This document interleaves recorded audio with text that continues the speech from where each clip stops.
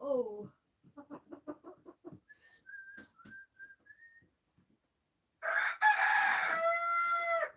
Good boy. I mean, good kill. Whoops a daisy, Cody's.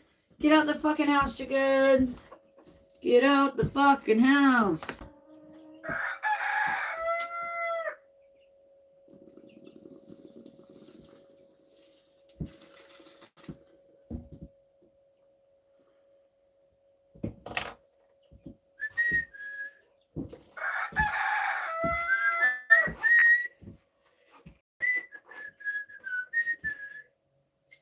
Hey.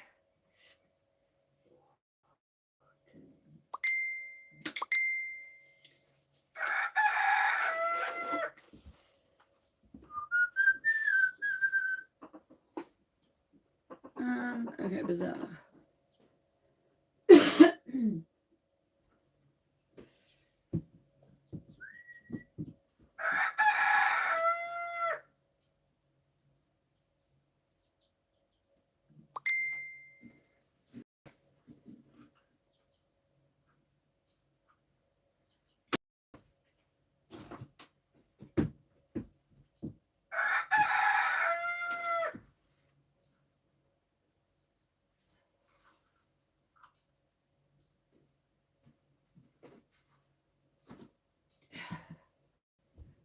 Get out the way.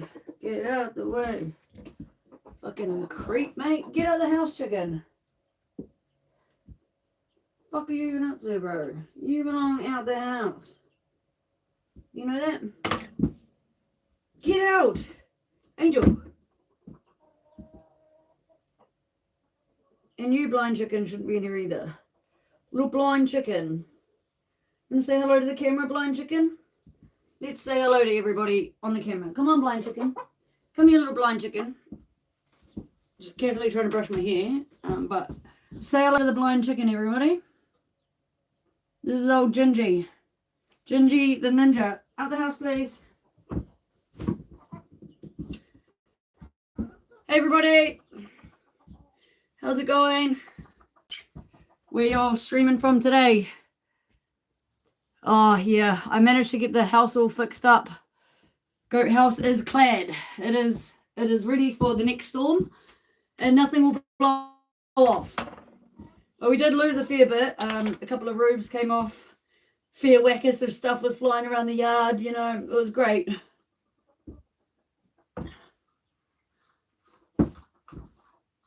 Hi there, Phils. Yes, I am a Kiwi. Indeed a Kiwi. Where are you from? Whereabouts are you from in the world, Phils? How many Kiwis are in here today? Out of the 11 of yous.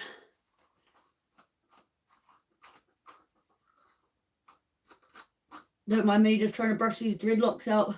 Been down with the goats and listen to y'all. Don't go down and see the goats if your hair is in a bun of any sort because they just put their horns all up in there. And you come out with dreadlocks. Oh, yo, kia ora, bro. Kia ora. Whereabouts are you in New Zealand? Where are you hiding away? I'm hiding away in the boondocks up here in Northland. Middle of nowhere. Man, they really did a number on my hair today. It's actually a shit show.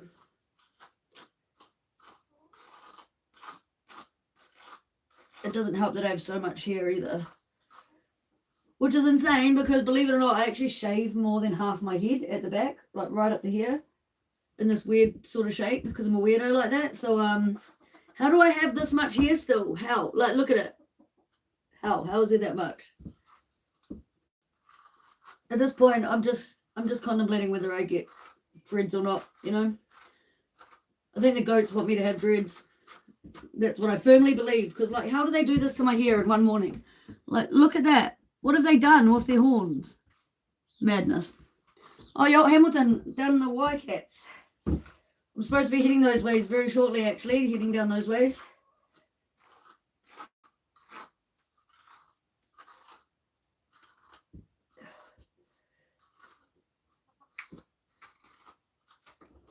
Pretty much, if I'm not up in Northland, I'm down in the Waikato. But for the most part, I'm usually sort of up these ways. Too many animals to worry about to leave alone for too long. What are you guys doing on a day like today?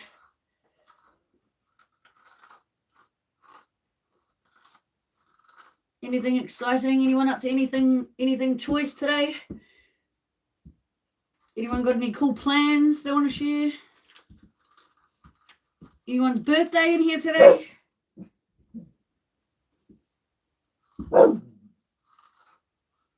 Sorry, I'll be with you soon. Just as soon as I brush out these dreadlocks that the goats wanted to give me this morning. Yeah, I know, Wazzy. Terrible, eh? Even the dog's disgusted at my hairstyle, like, straight up. Check it out, chat. Check out what the goats have done to my hair with their horns this morning.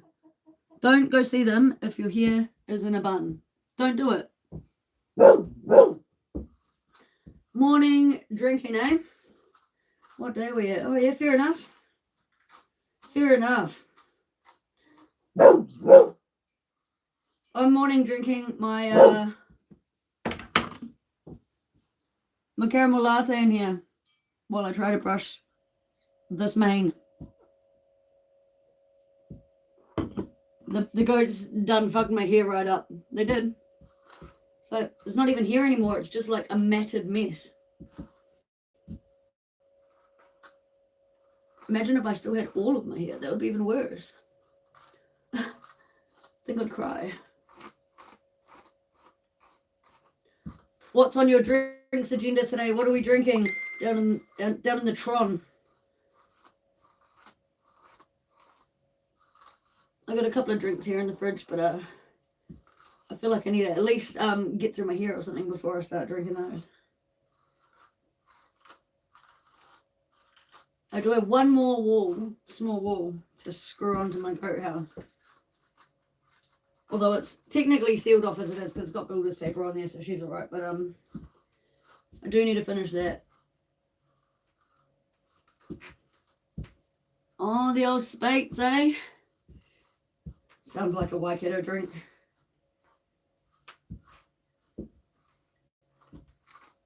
I got the old grogs here. I don't know if you've heard of them or seen them or tried them. It's like a Japanese vodka mix. I just like it because it's naturally flavored. And to be fair, even if they're warm, it's not too bad. Because up here, we're on solar. And if it's shitty like it was the last 4 days, well, we got no bloody, no power. So, I mean, yeah, that means no fridge. And that sucks. So you kind of we want to keep anything here that you can drink when it's warm as well. You know? God, how much hair do I have on this head? Started on wine and then went to spades. Shit. You must be, all I'm going to say about that is, you must be an experienced drinker. Going from wine to anything else, holy my moly, that's insanity. Hello, Tulomio? Hi there. Where are y'all streaming from? Oh, thank you for that. I appreciate the support. I really appreciate the support. I'll be with you a little bit better in a few moments. I'm just trying to brush these bloody dreadlocks out. The goats thought was a really good idea to give me as a hairstyle this morning. Many years experience. Oh, yeah. Do we call it your full-time job or not quite that experienced? All right. Hello there, Benji. Much easier to say than your username, that's for sure. Was that just a random pick of the old usernames, or was there a meaning behind your Tulomio? Sounds sort of like to Romeo and Juliet.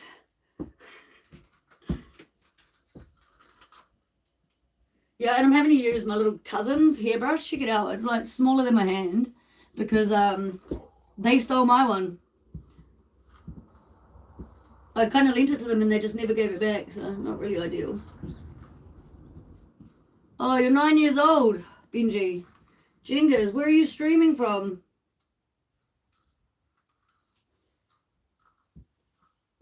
No joke. I had like an 11-year-old or something come into my chat the other day, and they were from like Minnesota or something, like the state somewhere.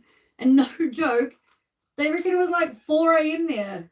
And I'm like, why is an 11-year-old on my chat at 4 a.m. in their country? Like, the hell? Part-time worker, full-time drinker, amen. Oh, yeah, I've had those years. How old are you, Phil? If you don't mind sharing, of course. I think I did that. I had a good, like, I don't know, 5 year or 7 year space or something in my 20s, you know. I think we all do that, but, yeah. Being out here, I definitely can't drink like that. Because, if we don't get up to do something or too wasted and do something the wrong way, then it messes a lot of things up out here. 35. Oh, yeah. Round about the same age. Yeah, all the boys up, well, not all the boys. I mean, I've only got like 6 people that live on the street and we're like 10 Ks apart. Because I'm very rural and very remote out here. Yeah, every time I ever rock over to the boys' house, there's always a box of beers going or something, you know, so.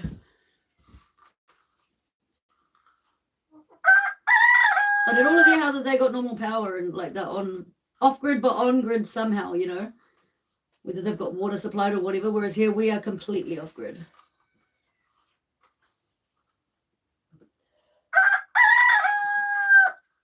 What do you do for work?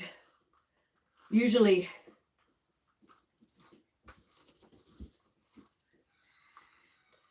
God, this mop is doing my hair. I'm done about to just get out the razor and just shave it all off, chat.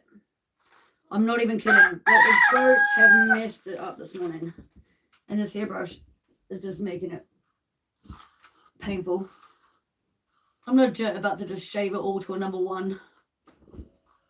Maybe number 3, I don't know, but like far out. I'm like not even halfway through this. Oh, yo, do you work at what's it called? Greenly or whatever it's called?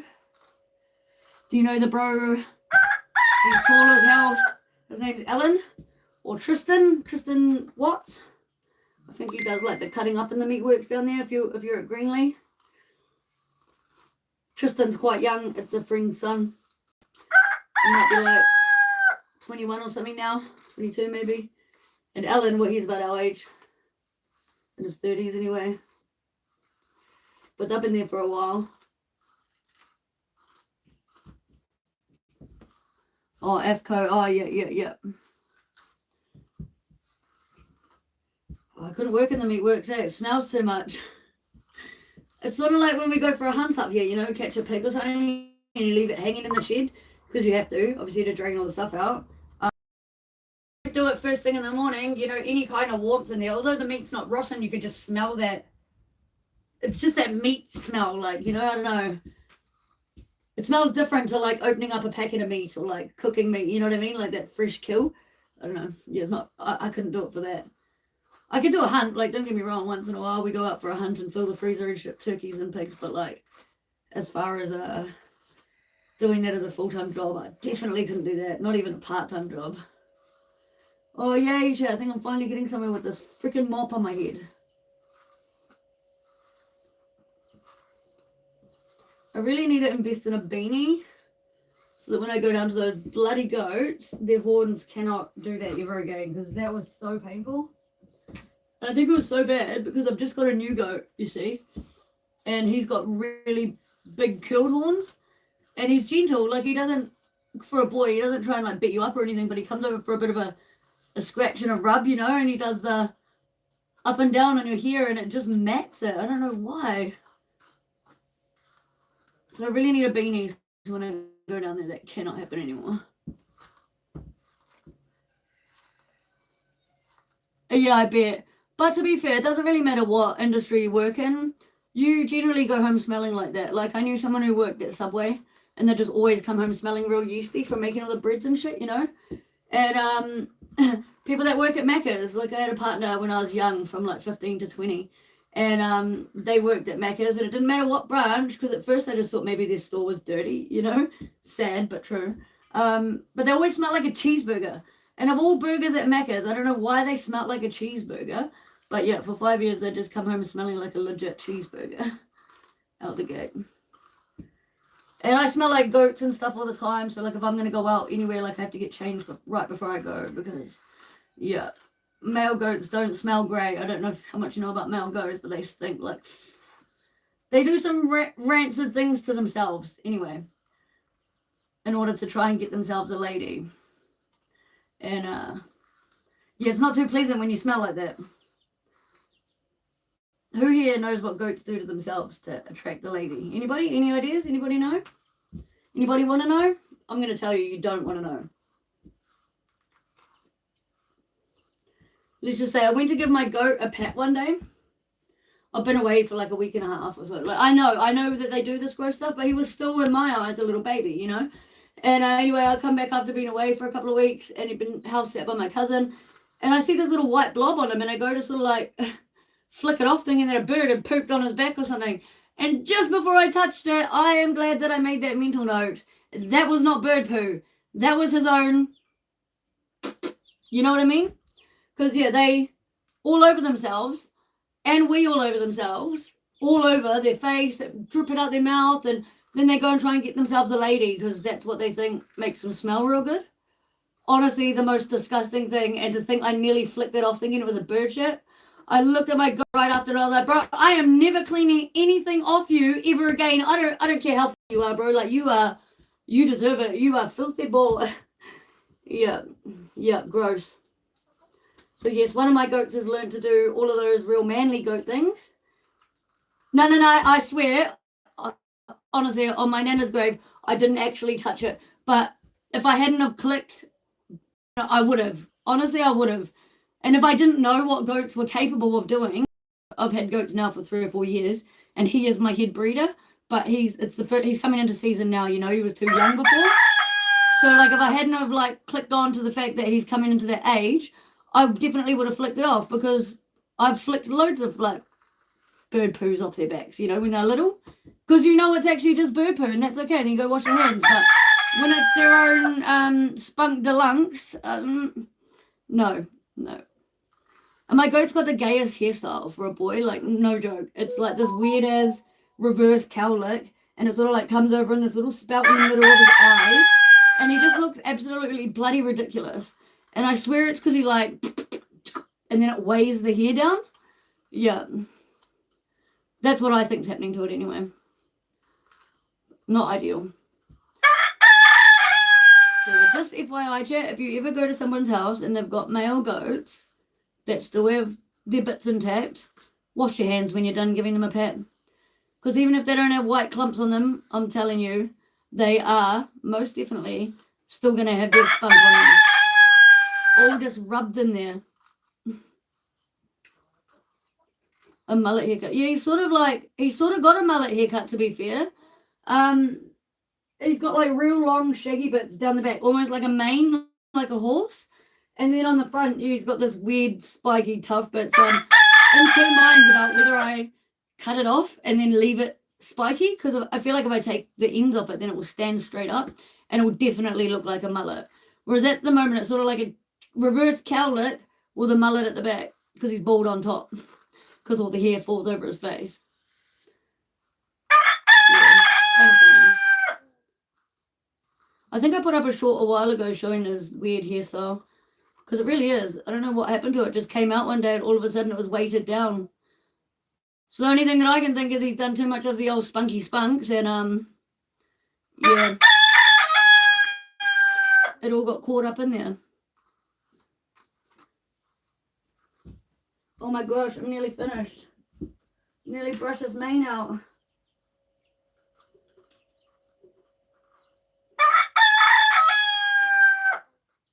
Oh, Angel, is your life that hard? I mean, I suppose it kind of is hard, Angel. You did have the head rooster position taken away from you by a rooster that doesn't even know how to roost her. You know what I mean? No joke. Angel's son has learned how to crow and stuff now, because Angel's he was the head rooster. Jimbo came along. Jimbo learned how to crow, and Jimbo learned how to beat up his dad, but Jimbo ain't learned how to roost the chickens.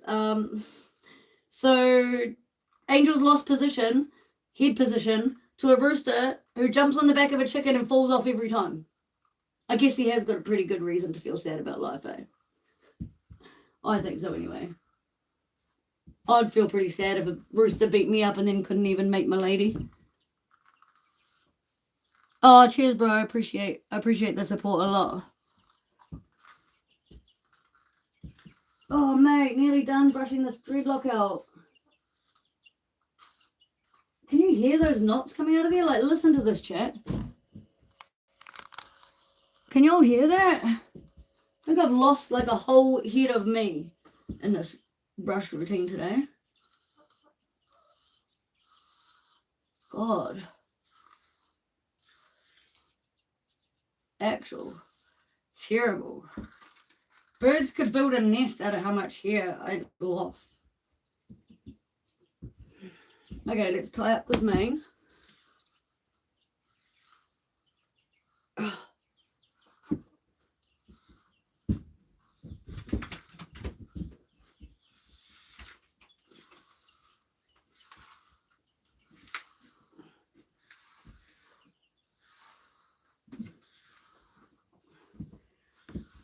We're gonna throw in some of this old to fix the goat damage from chewing on my hair and shit.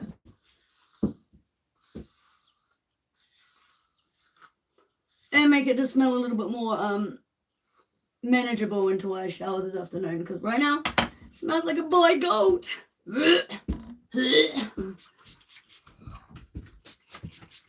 Fuck, so much hair, mate. Anybody need some hair? I've got plenty.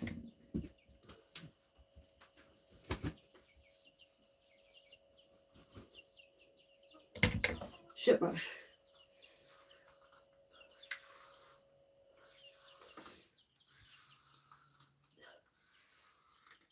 I feel like that was like a 20-minute bloody hair brushing session. Sorry about it, guys. Like I said, seriously contemplating just shaving it all off, because that was so tedious and so goddamn annoying. Like, I've actually even got the hairdressing stuff out, because I really just have had enough of cutting it and brushing it and trimming the bits off that they chew. Might just be easier just to be bald, mate. What do you reckon, chat?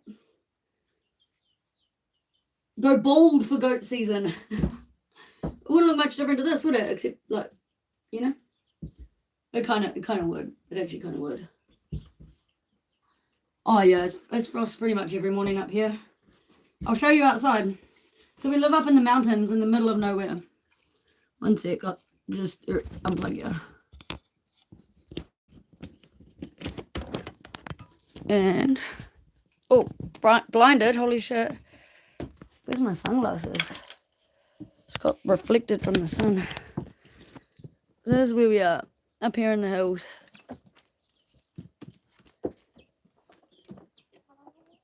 So the sun sets out there. Behind two mountain ranges that way, you will find Kaikoi. Behind this tree, about an hour's drive, you will find Dargaville. About an hour's way behind that big old mountain, you will find Whangarei. I'm smack bang in the middle of all three. Middle of nowhere. High as hell. The only mountain range higher is the one above that tree there. That's where our cell phone tower is. That's how I can talk to y'all. But, yeah, we're so high up, so we stay above, like, Frost sits down in this valley. At the end of this grass, it's a deep valley. Frost level sits there. So we're usually above it, and it just looks like we're floating islands till like 9, 10 a.m. most mornings. So the sun rises behind there. It's beautiful.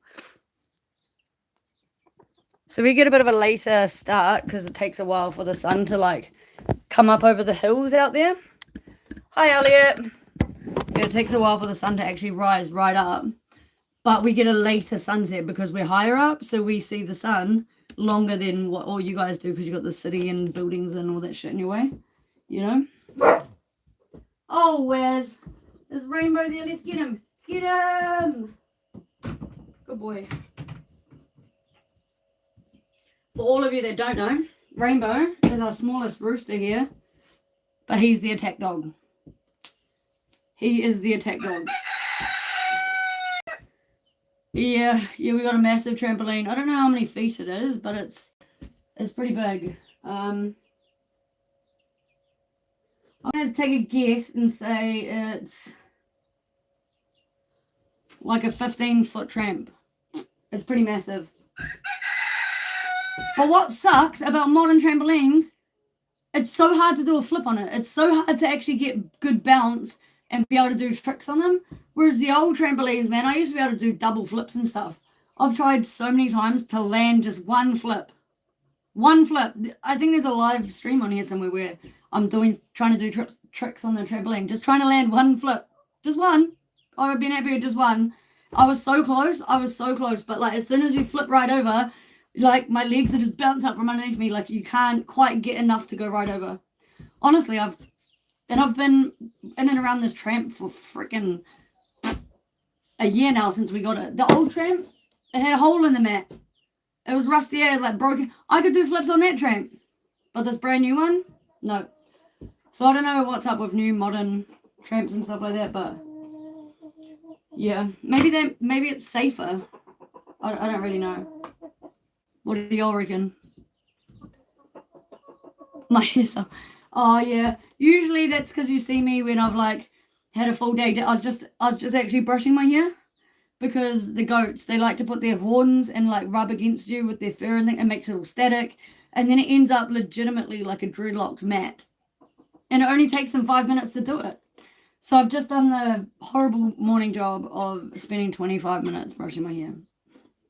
Contemplating every time whether I just get the old razor magoo out that's just here, because that's how close I was this morning to just shaving all of this off. And I'm still in two minds whether I do just shave it all off, because then I don't have to do this stupid 25-minute brush the dreadlocks out every time I go down to see my dang goats. What y'all reckon? To shave or not to shave it? But yeah, I think usually you jump on my feet after I've been down with the animals or whatever. So you probably see it when I'm looking a little bit like Sideshow Bob and it's all like crazy and like afro and like dreadlocked at the back and yeah, 100%. I did go down this morning and it was like this. It was tidy as just like this. Boom, shaboom. And I came back up and it's all like that. It's kind of like an amazing transformation. So if anyone needs any Halloween scary doos for here, just come see my goats for 5 minutes, right? And I'll rock that shit right up. Right up. Yeah. All the baby chickens having a munch outside.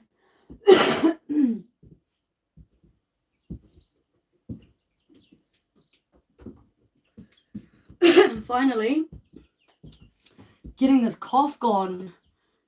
I've had a horrible cough for about a week or so now. And it was just like this dry, irritating cough that it wasn't productive, you know, like it was just this endless cough that I just kept needing to do.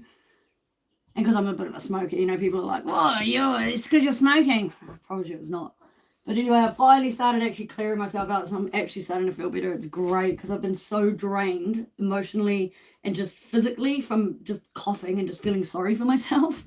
But, you know, I'm feeling starting to feel much better today, which is great news. I think you noticed my cough or something last week or something, Elliot.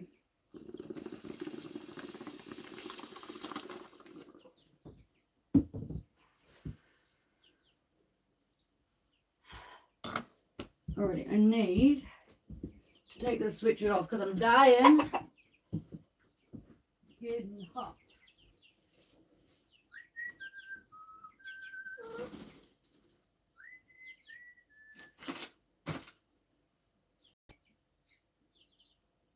Alright, we got a t-shirt here. Let's put it on. Alright.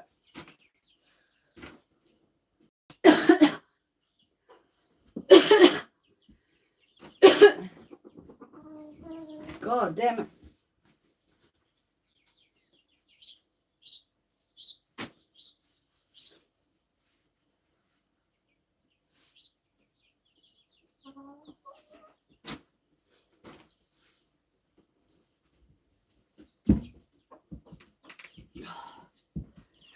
That feels better.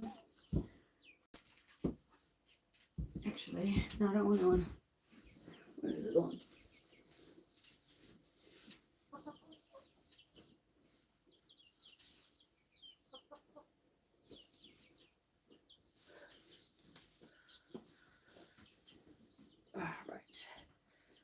chicken, can you?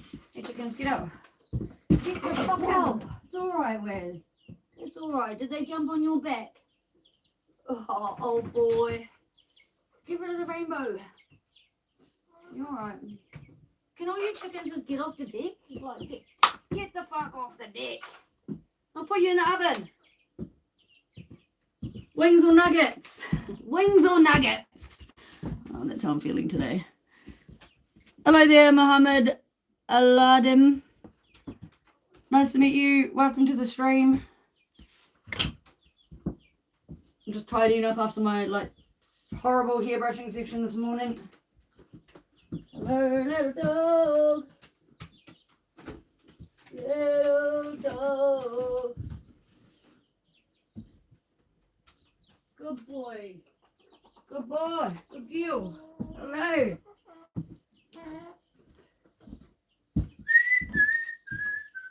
Oh shit. It looks like I'm just throwing rubbish, but there's a recycling bin there.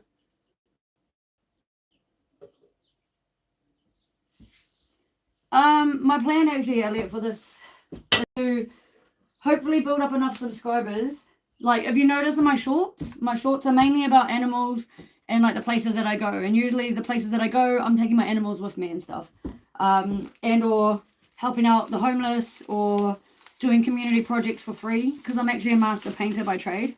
So if I see a kindy that looks a little bit dilapidated, I'll pull over and do some free work and, you know, like all that sort of stuff. I don't like doing things for money per se. I prefer to give my time in other ways. And so eventually I want to get enough subscribers and maybe some crowdfunding per se to turn my place, which is currently the start of a rescue for animals, into a rescue and retreat. That's my plan. So when there's someone in my country that's struggling and needs somewhere to stay for a weekend and they've got no money, but they just really need a mental health break, then just come on up, sleep in a cabin in the middle of the bush for free. We'll feed them, house them, show them some kiwis and some glowworms, take them for rides on the quad, let them have a good old time, and cuddle lots of rescue animals, you know? So, yeah, because looking after these animals, like, I think I'm feeding at the moment about 25 mouths a day. Animals, 25 mouths. All of them rescues, and that costs money. And as I said, I don't like to work for money, so I like to swap my services for other things, you know, do some work on a farm and get some free hay or what have you. So that's how I've sort of been providing for my animals thus far. But if I want to expand or be able to let my animals off for free roaming and things like that, I need to build my fencing. And we have 55 acres here and not a lot of fencing. So we can't just let them roam because this is a prone hunter area and they will just get put in somebody's freezer. So unfortunately, I have to tether my animals and just keep them in and around where we are here, which is fine. They're happy and they're loved. But eventually, I'd just like to be able to have a few paddocks set up across the 55 acres and have, you know, all the animals that need homes. Because then we'll be able to take more than what we've got now. Whether it's we take them, refurbish them, make them happy, healthy again, and rehome them elsewhere to somebody that wants to give it a forever home. Or they could stay here forever because we have the space and the time. But yeah, that's why I started doing this, try and get enough support and stuff, just to get like a bit of a trickle background feed for the animals, you know. That's really my plan.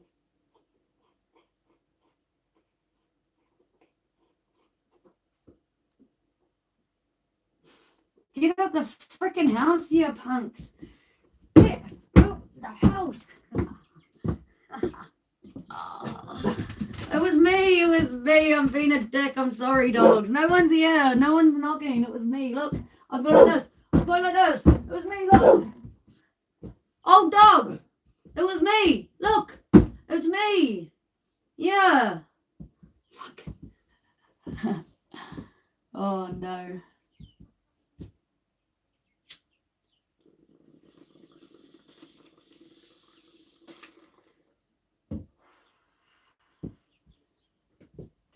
You haven't actually checked my subscribers rate in a little while, but I hope it's growing anyway. I do hope it's growing.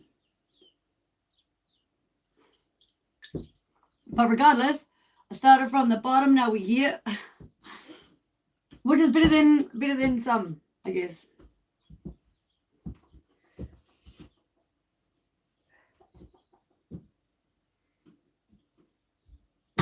But really, I have Create Your Outcome to thank for me being able to do lives and things like that, because I was an avid fan in his chat, and I still go there regularly.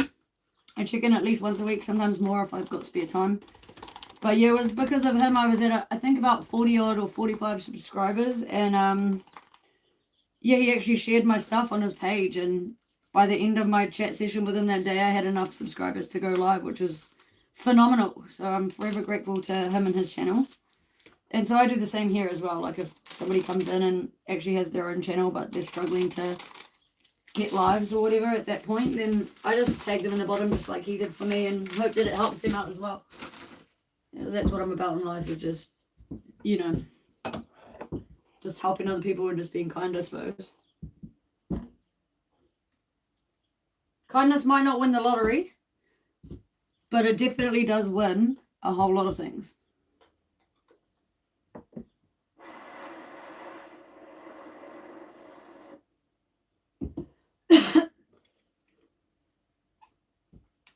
The dog sat there watching her back because the rooster's right yet coming around the door. The rooster did a bite. She's trying to pretend she's not, but she's fully. You're alright, Cody. Do you want me to chase Rainbow away? Let me get rid of Rainbow. Here we go. We'll get rid of Rainbow.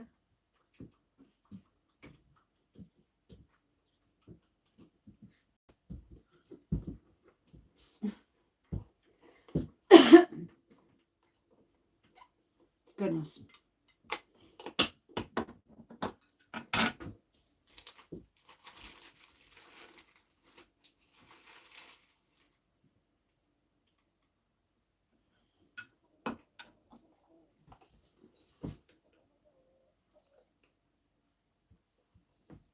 Have you had another hiding? Have you guys been scrapping? Looks like you've had a fight, Jimbo Jones. Have you had a fight? Who have you been fighting with? Oh, I don't know. Oh, Clover. Anybody need a rooster? We've got plenty of spares. They've been scrapping each other. Fortunately, we have enough of a property that they could just run the fuck away from each other when the fight gets too bad. They don't fight to the death or anything. And usually we hear it, so one of us will usually run out and stop the fight. But yeah, they must have had a little bit of a scrapperoonie this morning, and I didn't see it till just now. As you could tell, because on their red bits it gets like black spots where they've been pecking at each other. Stupid roosters. You're stupid, bruv.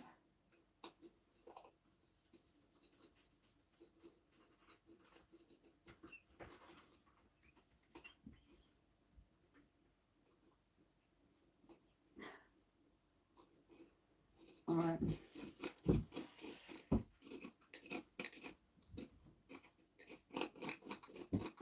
Should go down and take those goat coats off, because it's actually seemingly looking like it's maybe not going to rain for the first time in 4 days.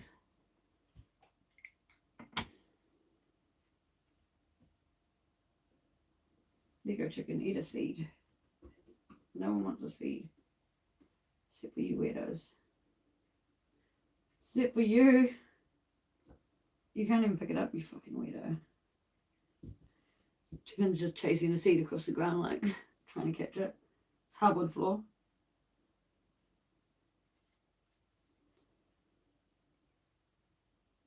And it's funny because it's the blind chicken. How can the blind chicken even see?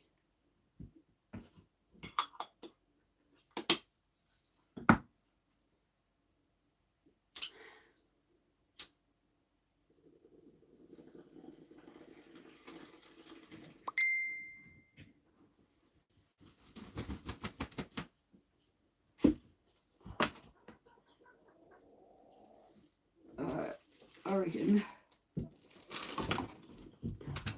I gotta take these coats off. What do you reckon, dog?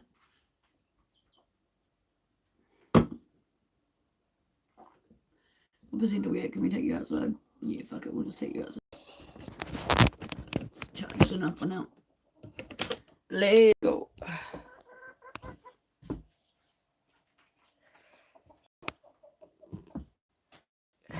Get out of here, chickens. Let's go take the goat coats off. Good girl, big bum. Yeah. Goat coats. We'll leave y'all just here while I run down there and take some coats off.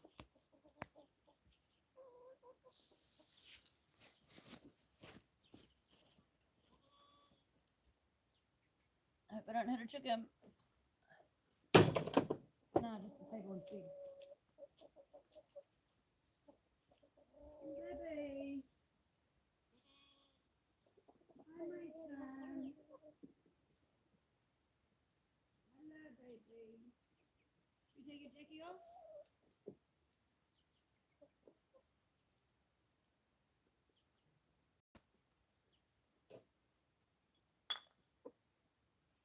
Good boy.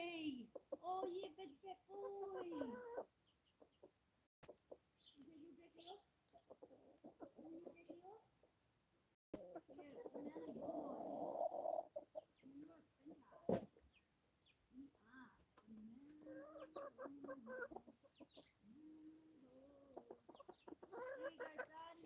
Oh, nice, Baba. Sniff your brother. You go sniff your brother. Sniff your brother.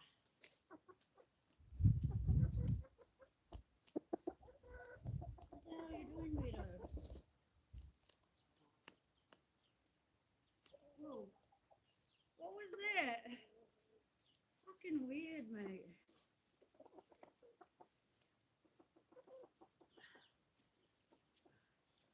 Goat coats.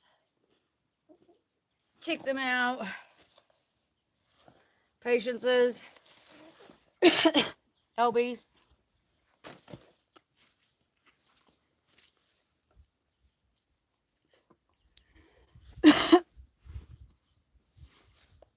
Let me get the rake and sort out that hay too, shall we? This one back on here to wash off because it's gross.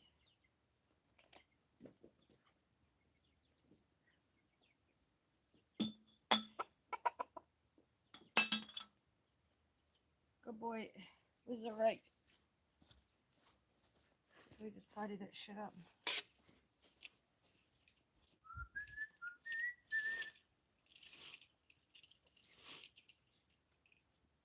Come on, my son boy.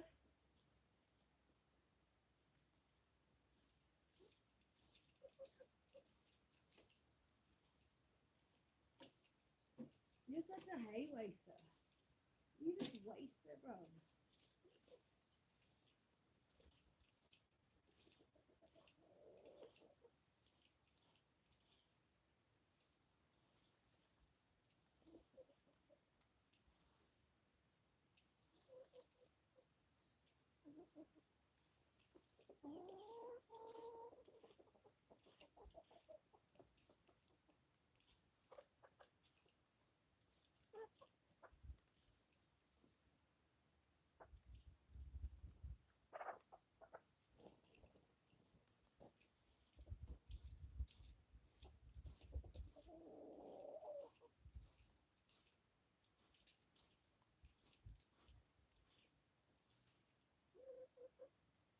Come on, Papa.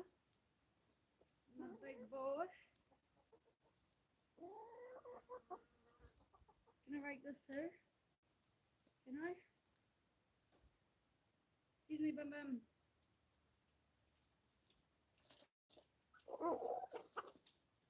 Good boy.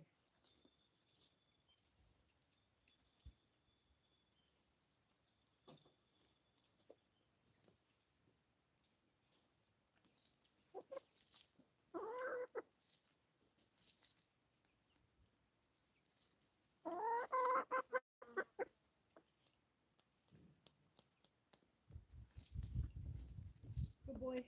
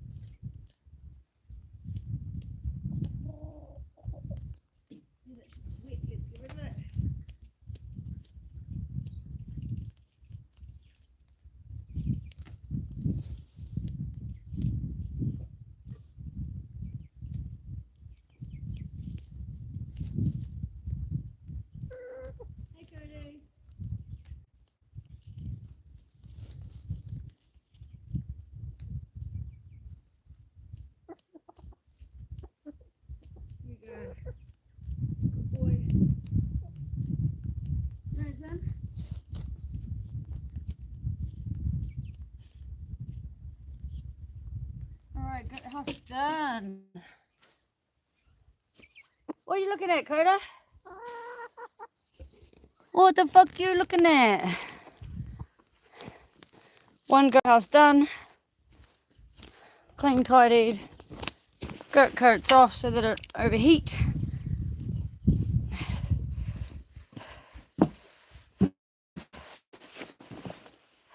Wait one sec. Doesn't pop this over here.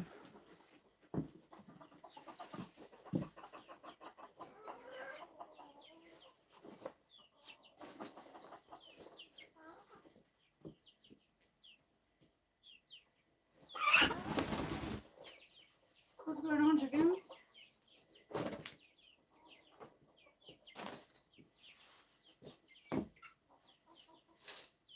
All right, perfect.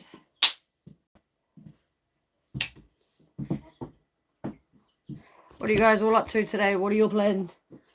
Probably not the same as me, cleaning out goat houses and yak shit. Chicken out of the way, please.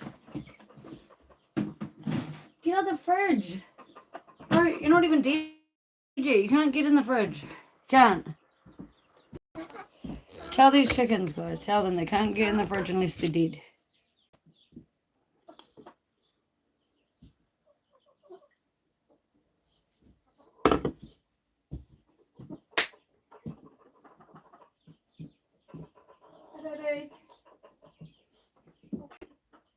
Can you guys get the fuck out of the house, please?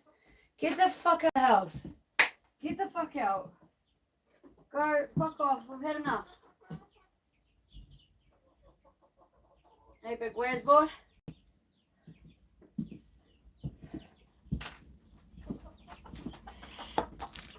Chickens! Get the fuck out! Get!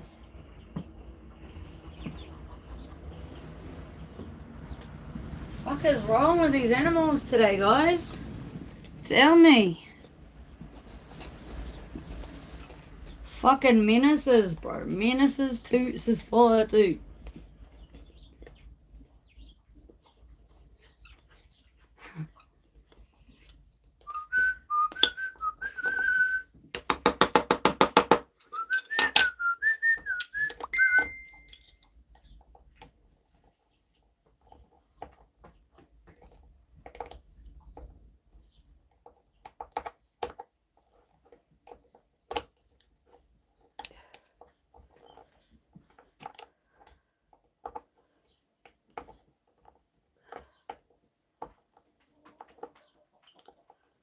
Don't even think about coming in the house. Don't. Get out. Bro, you're gonna go in the freezer, I swear to God. Yeah, you fucking tell them, bro. They're not listening to me. You fucking tell them. Tell them, freezer time!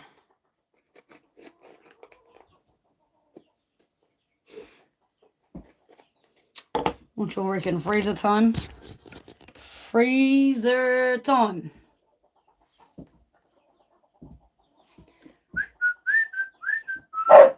Get out the fucking house.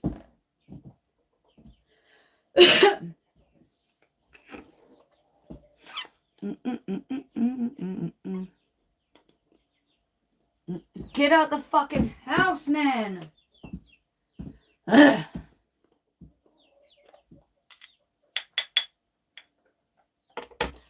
Fucking tell them where's.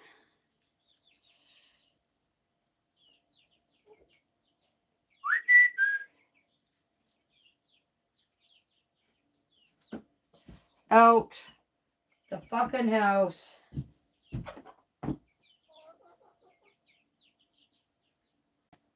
Fucking chickens.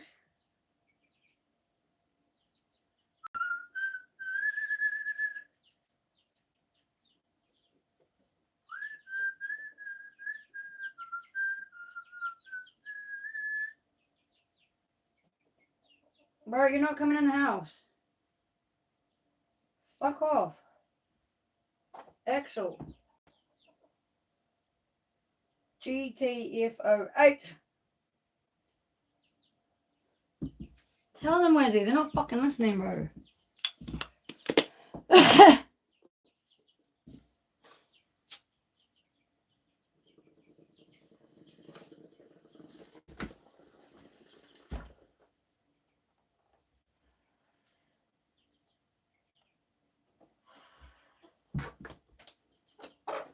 Get out.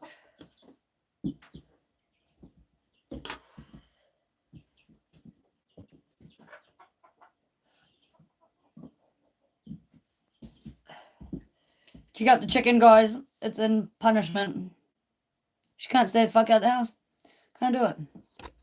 So here she is. Fucking chicken. Fucking chicken. She blind. Blind chicken, can you see?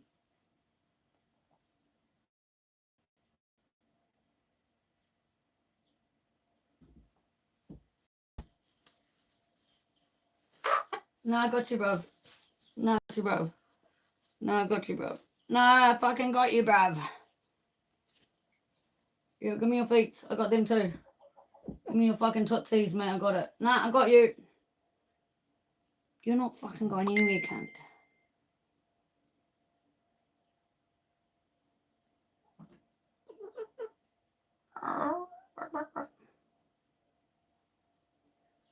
Little chicken. No, you're staying there. Get out the house then. Fucking smash her, Wes. Fucking smash her.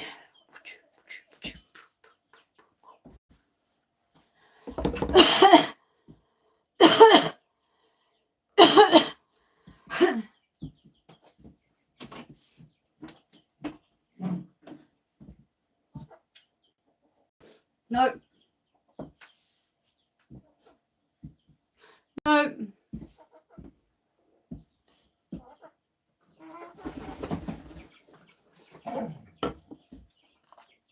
Tell them, Wes. Tell them.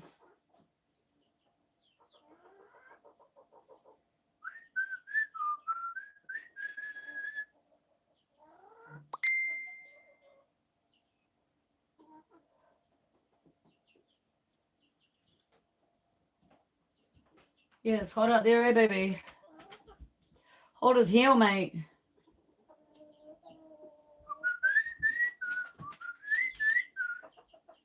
You're not coming inside, you fuck asses. You're not coming inside. Save me from these dinosaurs.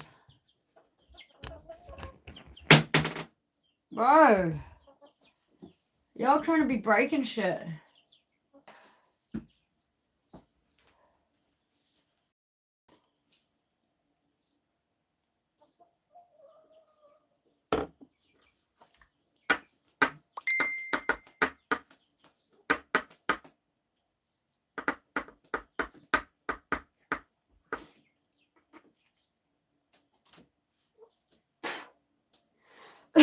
Get out of the house. Burn and smash them soon.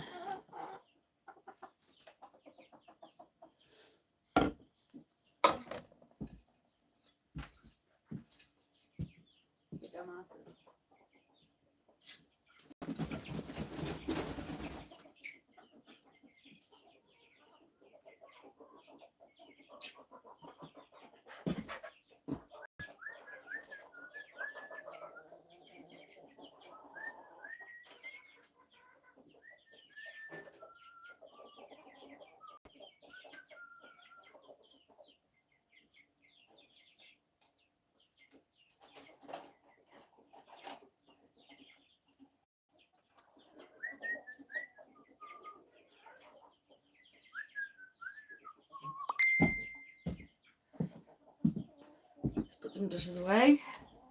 Put some little dishes away.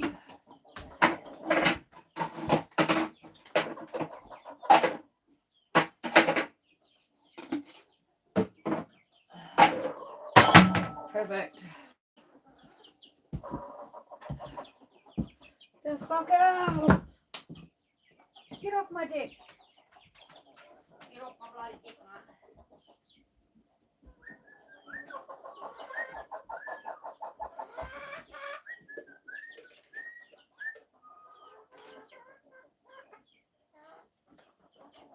Not too good.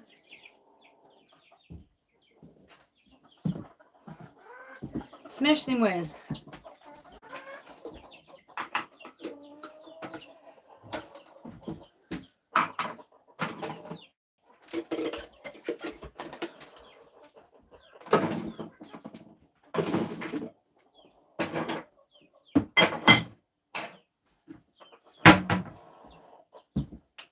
off your dick. Get off my dick.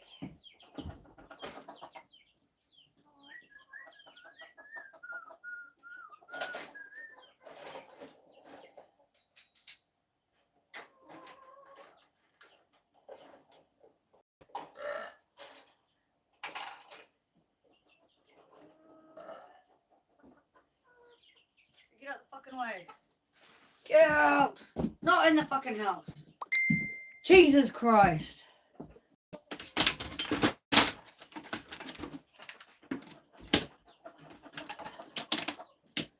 Alright. You there.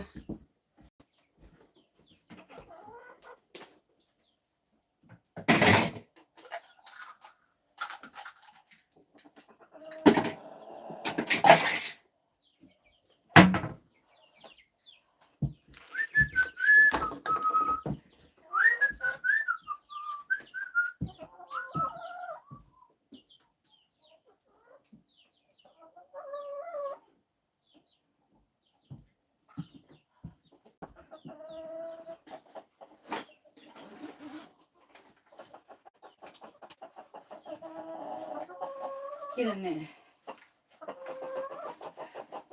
Chickens, get out of the fucking house.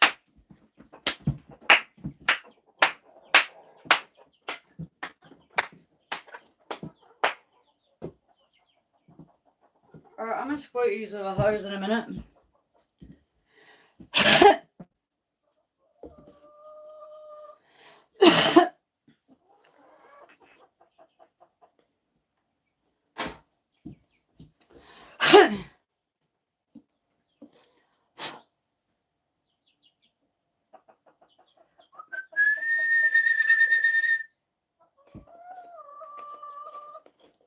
Get out of the fucking house.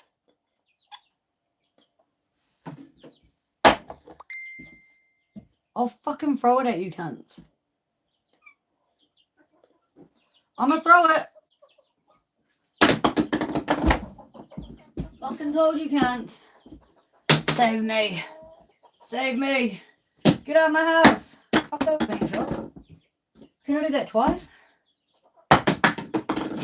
No. No, you cannot.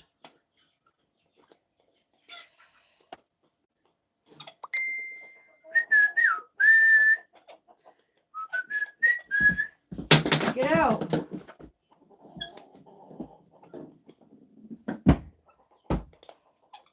Put you in the freezer, mate.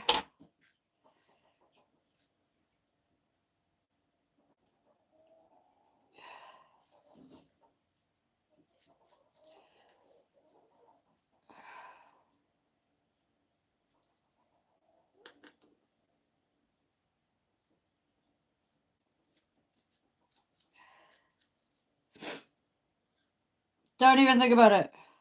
Chicken. Bro. Fuck is wrong with you? You just fucking got ears or what?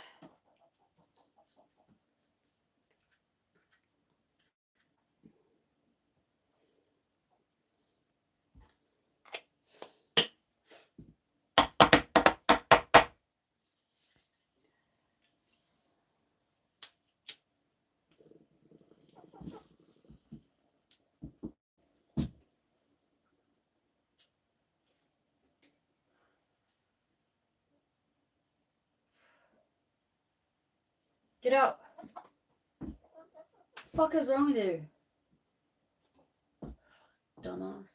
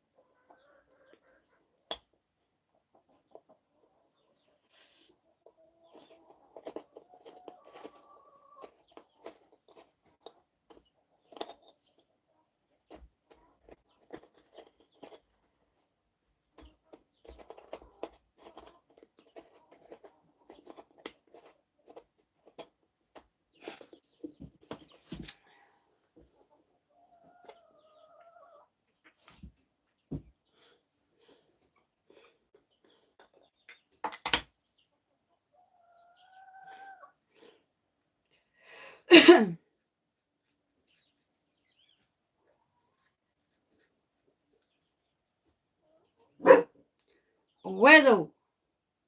Are you barking at the chickens outside? Are you? Wow. Wow.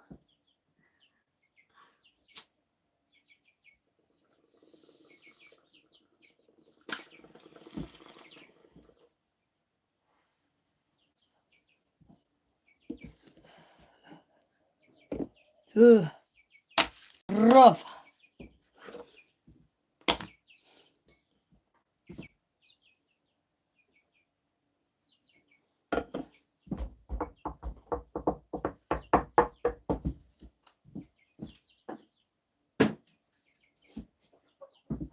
We should hose them down.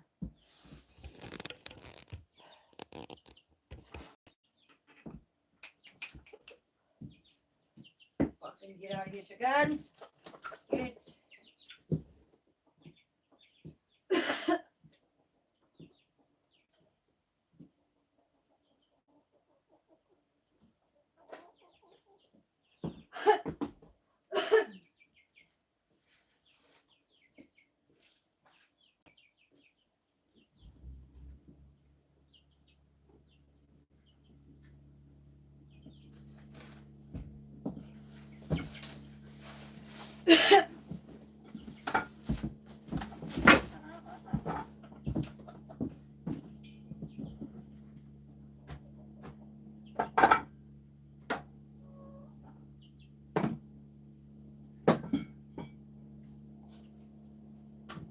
Go, chickens. You're all about to get wet.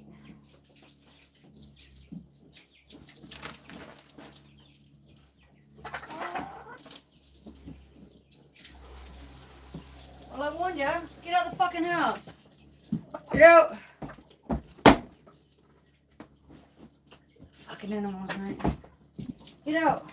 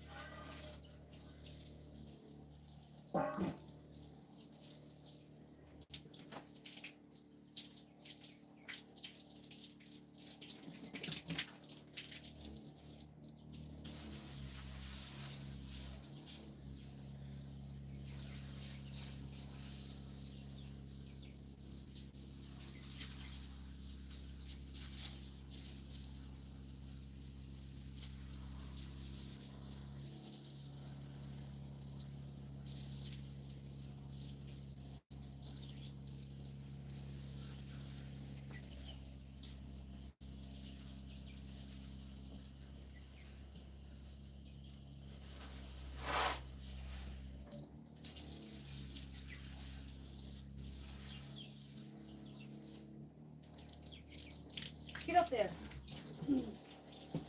The whole reason why I'm doing this, you dickhead.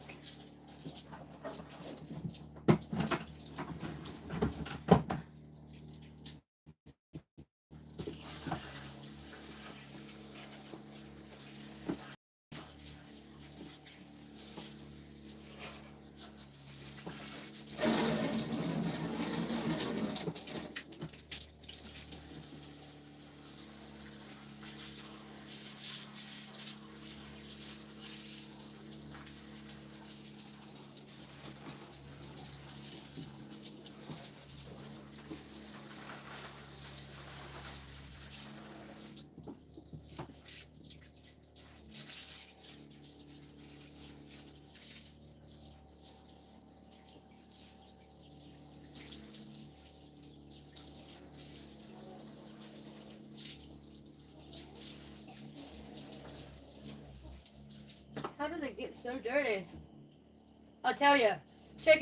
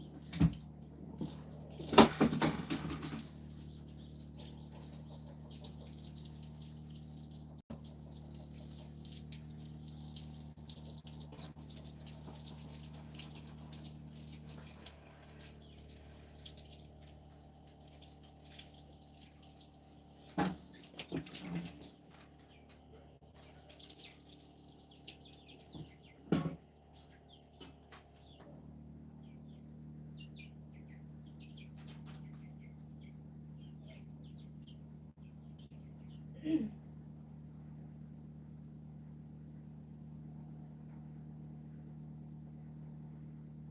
get out of the fucking house. What the fuck am I up to, mate? Hanging up because of you cunts.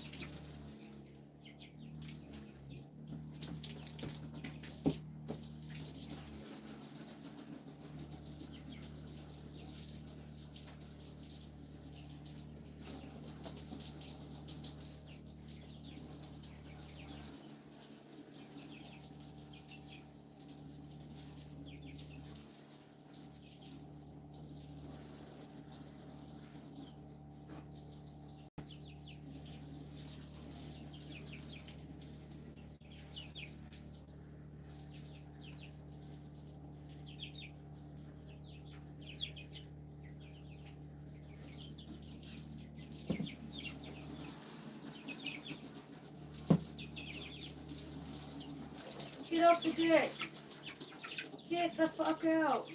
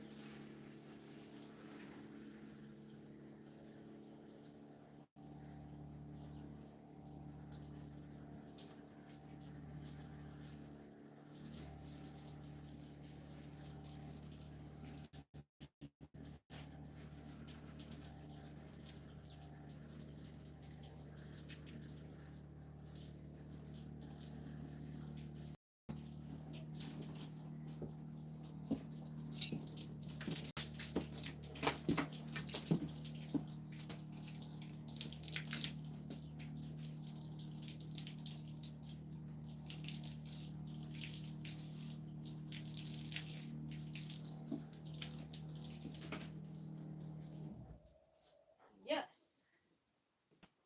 Fucking hell. Say the fuck off the dick. Smash you guys soon.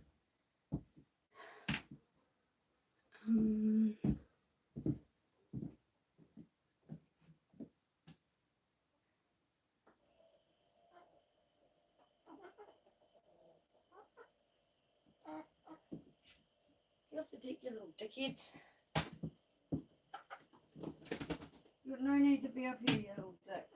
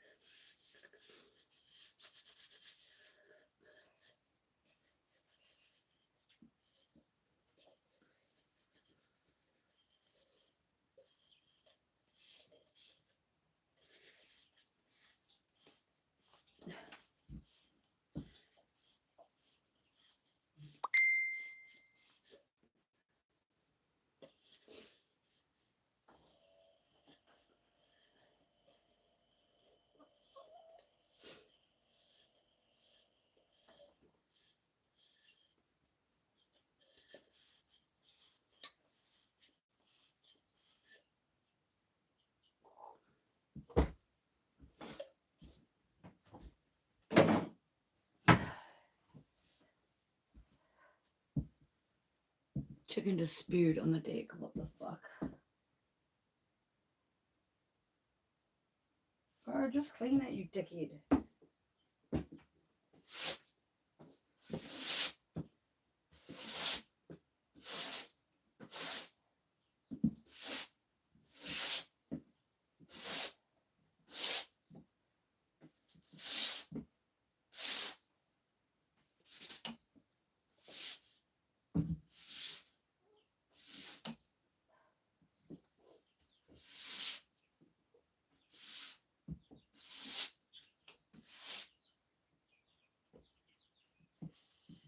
Stay off the deck, you fucking menaces.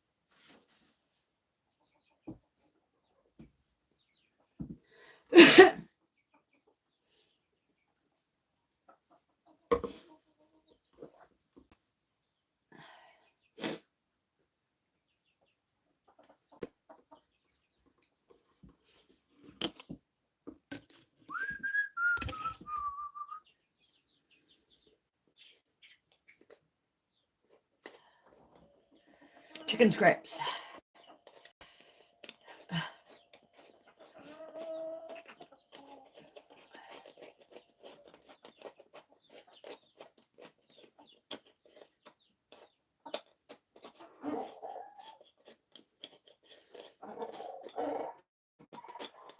Get off the deck, you fucking feral bastards. Get.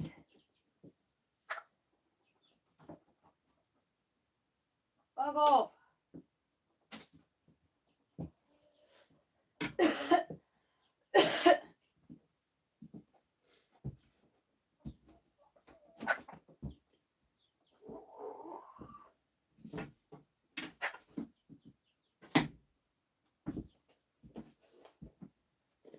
Put them in the freezer, mate.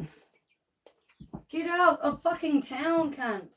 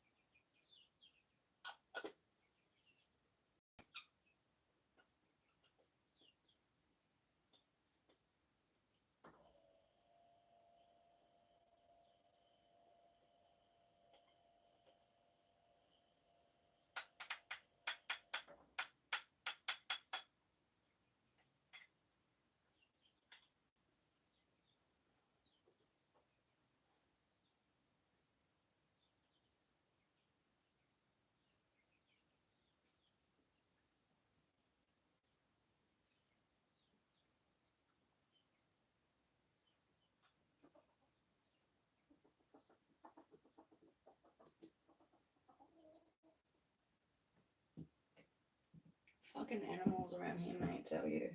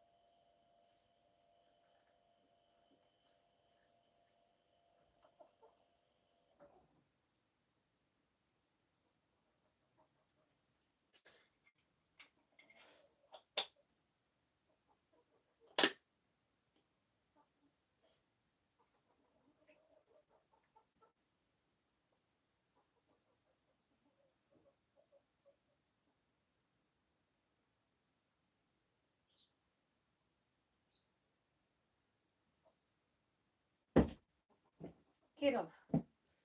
Stay off the fucking dick, you feral fucks.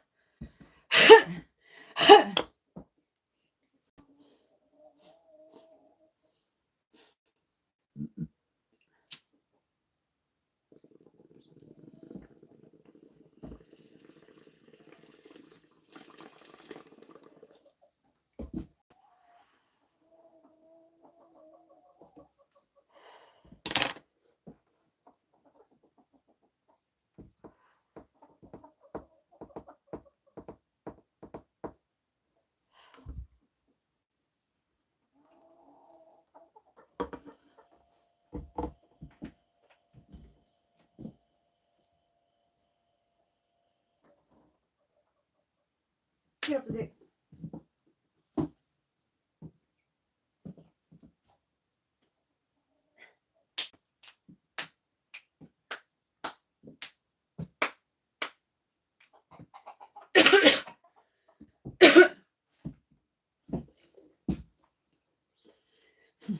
Just cones, bro. Just cones. Fat cones at that. I just cleaned the fucking dick down, sprayed the chickens 1,000 times, and those dumb fuck still think it's a marvelous idea to come back on my dick. Honestly, I'm about to start putting them in the freezer one by one.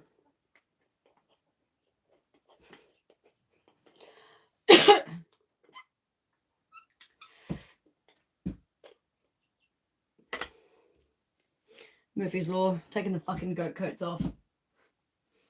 And that beautiful blue sky we had is now grey as fuck. It's making a liar out of me because the sun is right there, but like 3/4 of the sky is grey.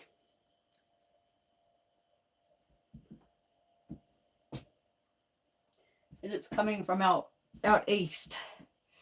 Motherfuck. Oh, yeah. I can't smoke and drink at the same time. Like, I'm lying. I'm lying again because like, I have a drink and I have a smoke. But, like, I can't get, like, if I had more than 3 drinks, I could never smoke.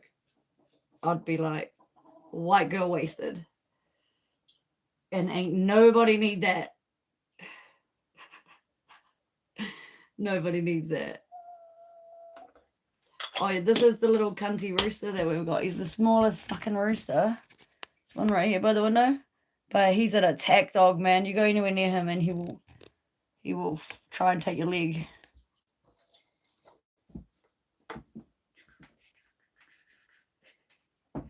Get off the dick, you faggots. Get out. Use a trusty broom.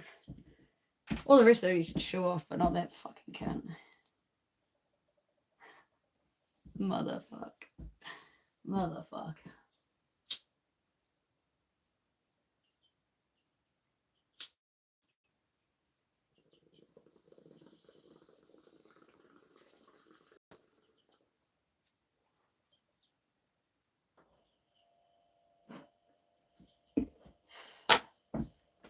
Suppose I should feed those cunts. Away from the dick. Hey, you mother bastard. Oh, ow, there's a hand on the window. Okay, yeah, fucking wait. Don't jump on my head this time. Don't jump on my head. Get off my dick. Get off my dick. Yeah. You can fuck up over there, look. And you can fuck off, like, down there. Come over there.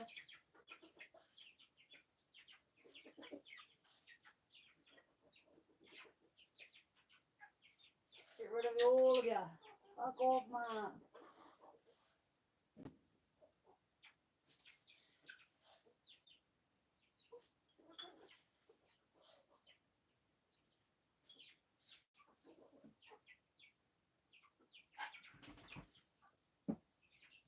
Tried to give you babies a head start, but you're too slow. Too slow.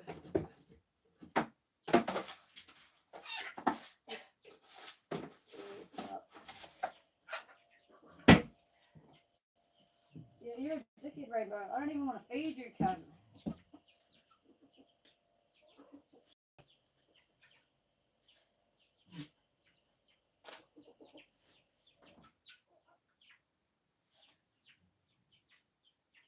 These go.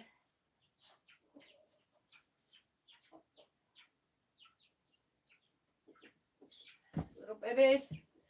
Done. Hopefully they stay the fuck off the deck. I've had enough. Honestly, I tried spraying them. Tried washing their shit off of everything for like every day the last week. Tried feeding them down the yard. Bro, those motherfuckers don't give a shit. They come right up here, roost on the deck, right outside, and start waking the whole fucking neighborhood up. Well, by the neighborhood, I mean like all 25 of us animals and me here from 4 a.m. Like, straight up, what the fuck does a rooster have to do at 4 a.m.? I'll tell you. They sit there on a chair and they just scream, wake up to everybody. For no reason whatsoever, because they ain't moving till at least 7:30. They don't get up and forage to wake everyone up. They haven't found like a good patch of worms for the other chickens. Absolutely zero reason for them to be like, I'm a fucking wake! Are you a fucking wake? From 4 a.m. Like, there's zero reason for that whatsoever. But yet those motherfuckers do it every day. And on 55 acres, they could perch anywhere. They have a motherfucking chicken coop. Like, big ass, almost as big as this room. Chicken coop. With a house in it. They have another house that I built for them. With, like, place for 3 chickens to roost. Do they do that? Fuck no. No, they fucking don't. No, they roost right the fuck here. Right the fuck here. On the deck. Right there. Bedroom. Deck. Motherfuckers. Straight up motherfuckers. Like, there's no reason for that other than being a motherfucker. Like, the chickens don't even move when they start crowing. I don't understand the purpose in it. Motherfuckers should just go back to sleep. Wonder if chloroform works on a chicken. Does it smell like chloroform to you, Mr. Rooster? Honestly, my intrusive thoughts. I'm lucky they don't win sometimes. Because they'd all be in the freezer.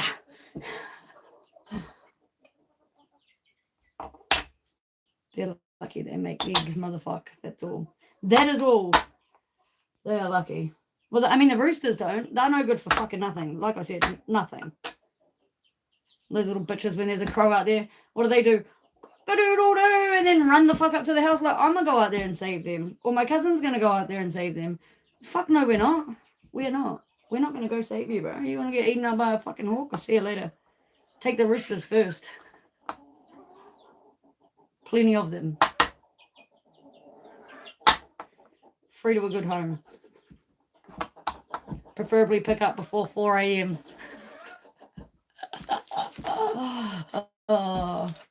I'll even provide the box for it. Yeah, feel like chicken tonight? Nah.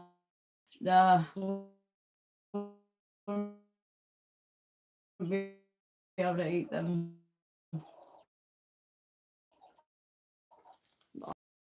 I don't know. If I ate any sort of meat, it definitely would have been chicken.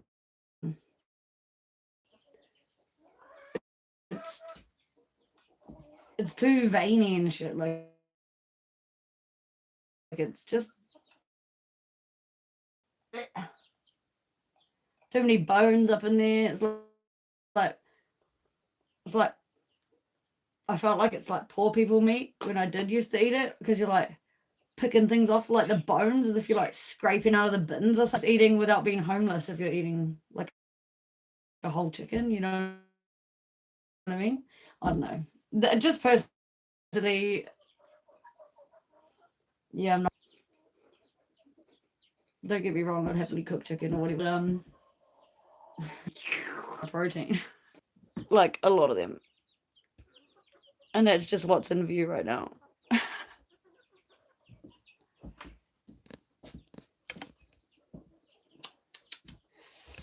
Not ideal. Anybody got some sweet and sour sauce?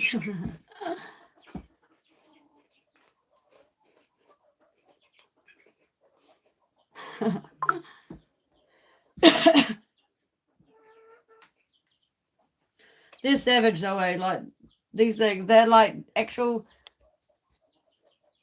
like dinosaurs. Like, they eat themselves, man. Like, no joke.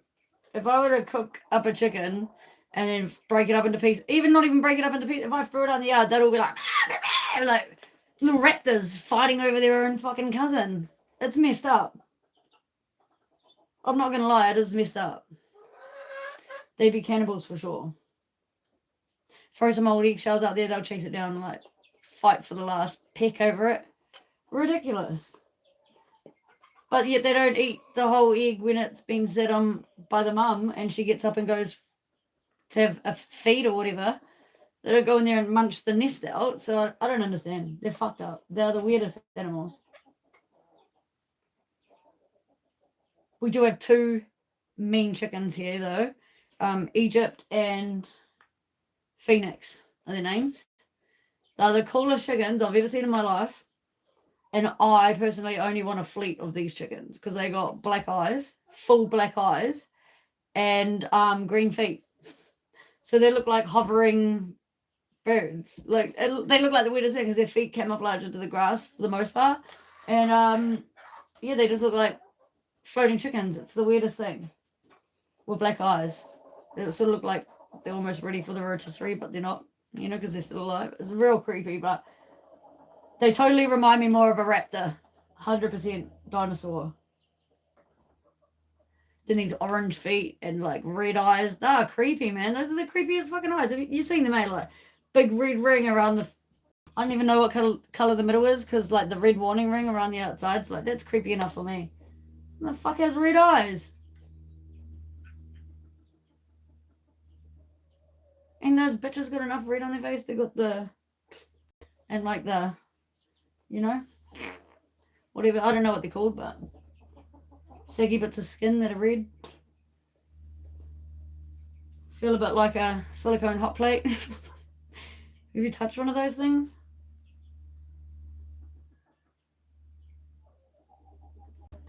They're gross. It feels gross. It feels like they shouldn't... It doesn't belong on a chicken. It's like rubbery but dry. Sort of feels a bit licoricey, but not really.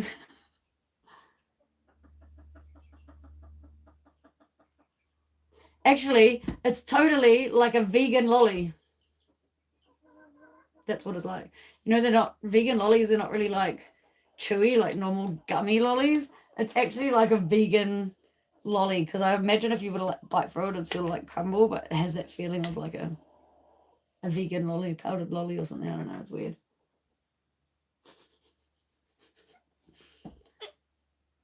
Do people eat that part on a chicken?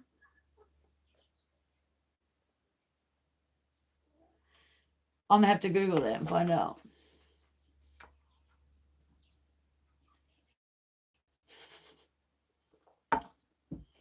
It's a dodgy search question, isn't it? Do you eat the pink bits on a chicken? Anyway, sorry about it, guys. Sorry about it. Roosters, be real. Like, I'm not gonna lie. Rainbow, the smallest rooster we have here, is the reason why I have Google searched how fast can a chicken run and how fast can a human on average run.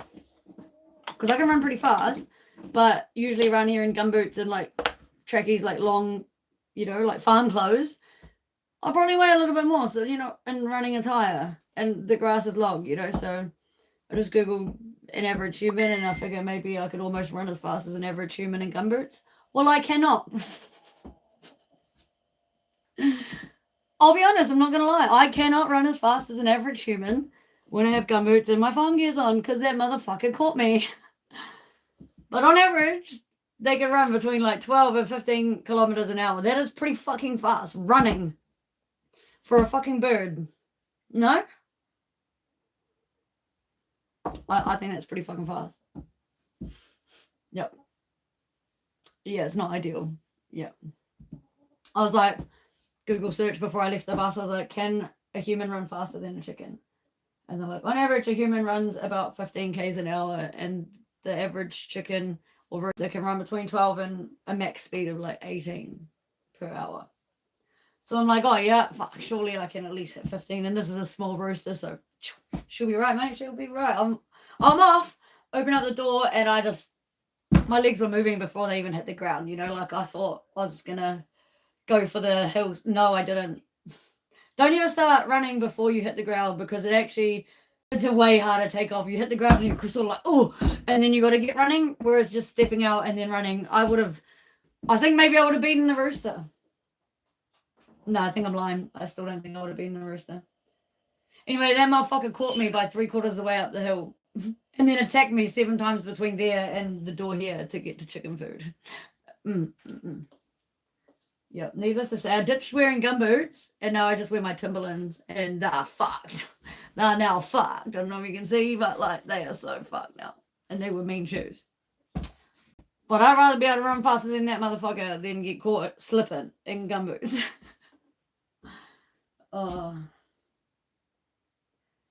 Yeah. How old were you when you got attacked?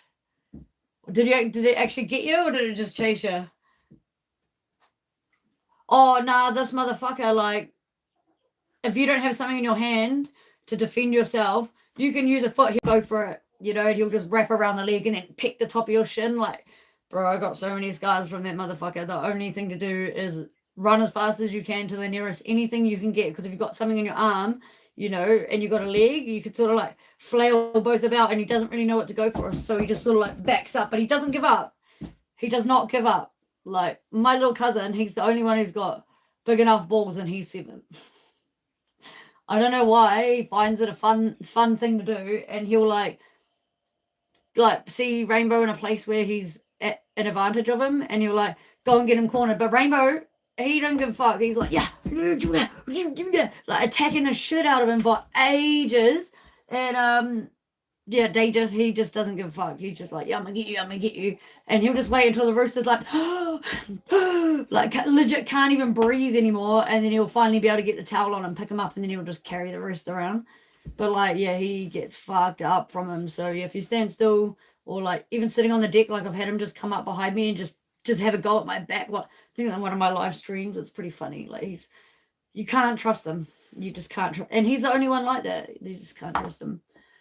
I think the first time Dave just got picked by him or attacked by him, he was about 5'2", and it got his, because he'd just brought Rainbow home.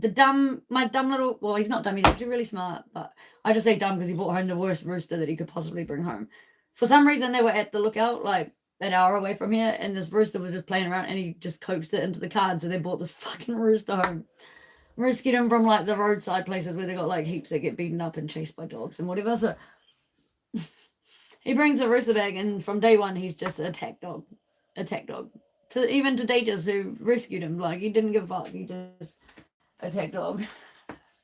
So like, yeah, despite being rescued, despite getting fed every day and everything, he's a dick. But the first day they just went out there with him. He went up to go feed him and stuff, fed the chickens and everything. There was only 2 of them at the time, him and a girl one. So he fed them. Rainbow has like a little bit of a peck at the food. Dajo gets to go take a morning wee, and he turns around to look at fucking where the chickens are. Next thing, boom, boom, boom, getting attacked on his little. Yes. But he's not scared of him now. I don't know why. I would be if he got my fucking weenie schnitzel or something. Oh, nah, no. Yeah, they're not cool. Did you live on a farm? Or were you like visiting a farm at the time?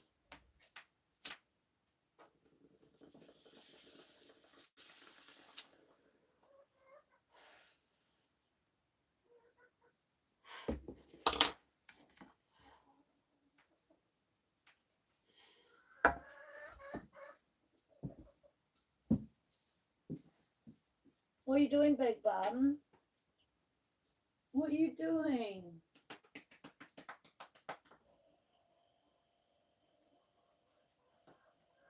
Hello?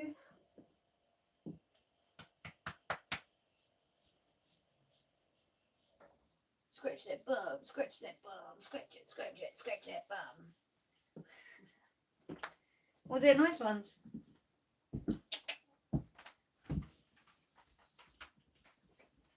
Why have you got the wiggles? You've got itchy ears, have you? Get better? Did that help? Coda. Little Codies.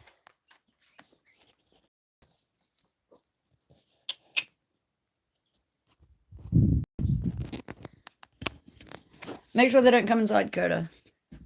Keep those chickens out there. Oh, man, that sucks. Yeah, it sucks to have to live with a cunt like that. It's just funny because he's the smallest one. So he's had a hiding from every rooster here, and he still attacks every human that there is who should, you think he would be on our side because he's got nobody else anymore. He's not allowed to roost near chickens because the other roosters would be beating him up because he's a little bitch ass size. He can't even eat food with the rest of them without getting a hiding or trying to sneak in and getting chased off every 3 seconds. So he doesn't really get to eat unless we feed him separate, which we do. But even then, it doesn't last long before the white rooster sees that Rainbow's eating somewhere and he's like, get out of here, and chases him off. And then when he's a dickhead some mornings, I'm like, well, I'm not going to feed you your own pile if you're going to be like that. Fend for yourself then, dick.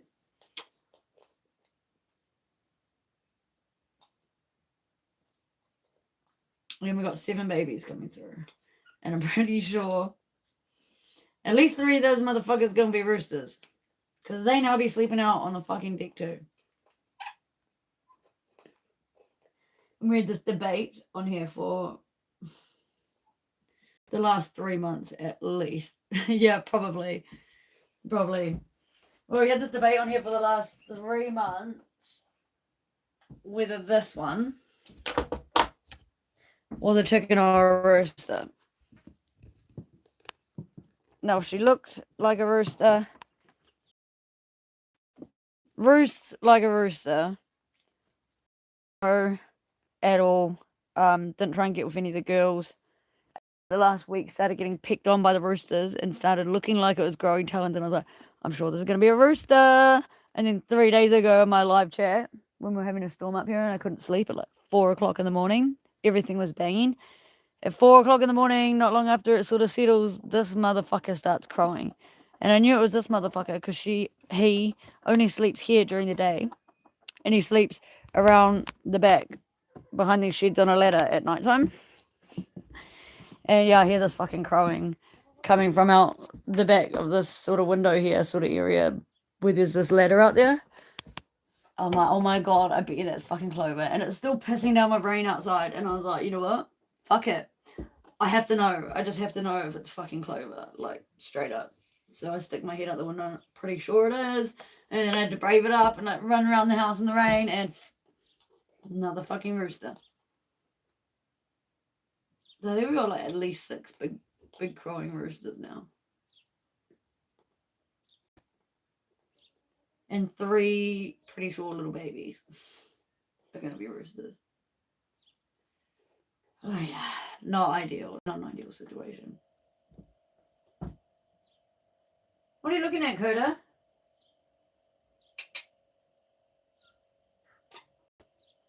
What are you doing, fat lump? She stood out there guarding a toilet roll. Like just the bit in the middle. She's legit guarding it like this from all the chickens. Fucking toilet roll. I'm gonna show you. It's sad. Where is she? Look at that bitch. Right in front of her is a toilet roll. Guarding it from and shit. What the fuck? You're embarrassing. Bird flu. Oh, well, what can I say? I'm so glad that I live an hour from anywhere. Legit, like there ain't no neighbors anywhere out there.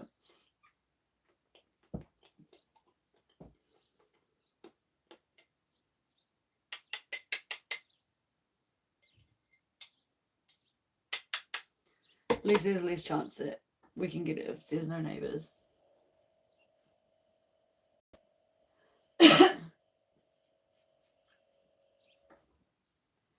To be honest, I don't even know about any of that shit because, like, I live in the middle of nowhere. I don't have a TV. We don't listen to the radio unless we're driving into town, but usually it's not even the radio, it's like YouTube or something, you know, playlists. So there's no ads or anything. We don't turn on the news at all anyway, which way possible, to be honest with you. We sort of like live in a weird little bubble out here of just nothing.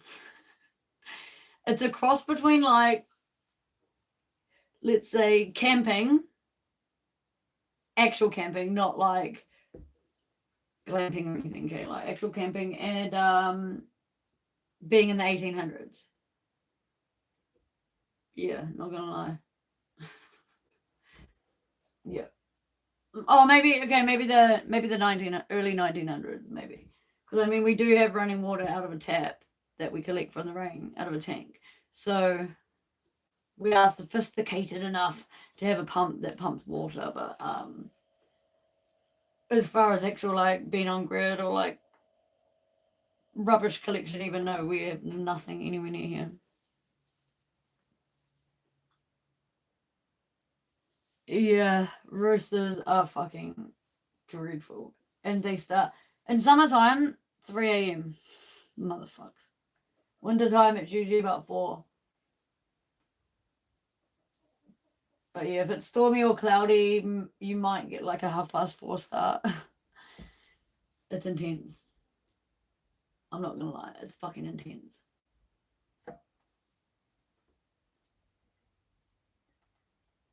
I feel like someone's coming down the road. Cody's, you stay here. We don't have visitors. It's not for us.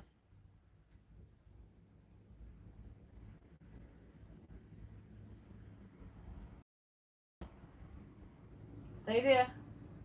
Good girl. It's not for us. Good girl.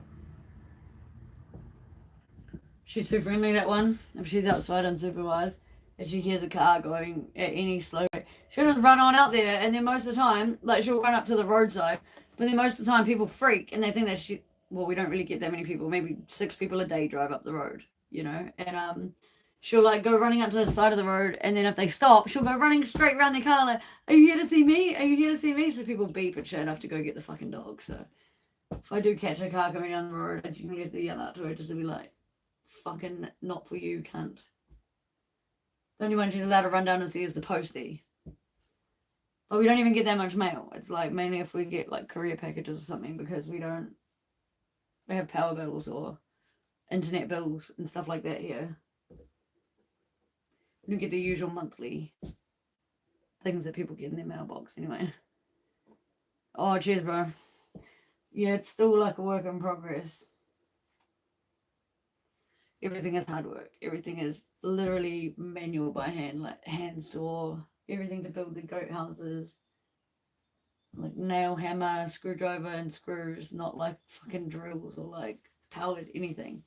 If we were to plug powered things into the power here, we'd have no solar for anything else. And probably like half an hour's worth of tool time. You know what I mean? Yeah.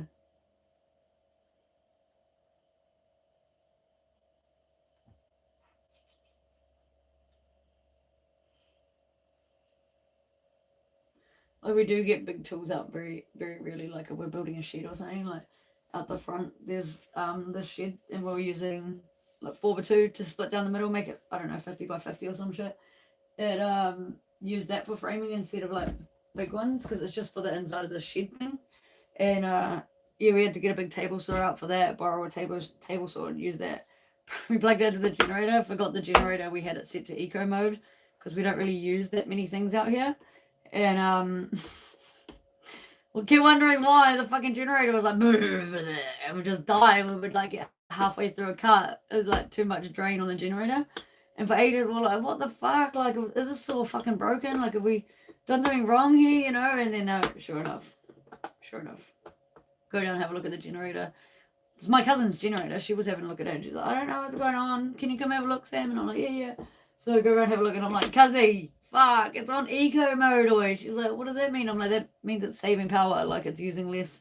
It's not putting its full capacity into it. And we need that shit because we're running big tools. Like, as soon as we did that, no problem. But yeah, it's like things like that we have to run on the generator, which then obviously costs gas. which costs money. And so, yeah, we try not to use those things. That is pretty peaceful for the most part. We've had a couple of crazy days up here, though. A couple of the neighbours either side, a few k's down each way, hate each other. Absolutely hate each other. And one day, one of them was pulling in the driveway at 8 o'clock in the morning because they'd run out of coffee. Like, he's all good cunt. Another cunt down the road, he's just fucking plain annoying. But we tolerate him because he's got kids that hang out with my cousin's little 7-year-old boy. Not anymore. But so yeah, he pulls up at Alex pulls into the driveway, and then old fucking dickhead from down the road sees him, just stops in the middle of the road, and then starts provoking Alex in my driveway. So Alex was like, "Do you want to have a fight then? Like, we'll just have a fight. We'll just get it over with, you know." Meanwhile, I'm in here like making a coffee, just let the dogs out and shit. So the dogs are running down there, so I'm happy to get the dogs in and want to make my coffee. And like, I don't know what the dickhead down the road here thought. I think he thought I was gonna bail him out or like save him or something. But I was like, bro, you asked for it. You didn't have to stop. Anyway, next thing he gets fucking hiding and instinct on his way, obviously. And yeah, that still didn't defeat him. The following week, motherfucker comes back because he sees the bro from down the road's parked in the driveway again at like 3 in the afternoon. And then there's another bro, like my cousin's boyfriend or something had stopped in or whatever, and I don't know. There's a couple of people here anyway, and fucking next thing, big scrape again. Yeah. And then he goes lying to his wife and shit, trying to like cause drama and stuff, and it's like, it's not always so peaceful because some people have no fucking lives or nothing better to do than cause drama. And yeah, kind of funny though, because like he got his ass handed to him, legit handed to him, sent home with his ass on a silver platter. It's so badly that he had to lie about what happened. But he done ask for that, so it's kind of funny. And I'm just standing there with my coffee, like, wish I had popcorn, but coffee was pretty ideal. 8 in the morning. Yeah. But I mean, that's still not my problem, which is exactly why I didn't go getting involved. And then the bro from down the road comes back crying about it, and I'm like, bro, at the end of the day, like, if you want me to get involved, you actually have to be my mate. Like, and anyway, what real man asks for a girl to get involved between two dudes? Like, a real man would be like, bro, stay out of it, you're a girl. Doesn't matter whether you can fight or whether you can't fight. Whether you've won every fight in your life as a girl, most real people don't want girls to get involved between two dudes. So, like, I just had to laugh, and I'm like, or if you're a real mate, like, I actually would have just been like, hey, guys, stop. But, you know, at the end of the day, fuck. You didn't have to stop 2 times. Like, cry me a river. You know, cry me a river. Yeah. You brought it on yourself, mate. Brought it on your fucking self. Sound a bit like fucking Steve fucking Irwin, bruv. You went out there trying to wrestle the fucking croc and fucking play with stingrays. And what the fuck happened, mate? You got fucked up. It sounds like those dumb cunts that used to fucking go on that TV show. What was it called? Who Dares Wins.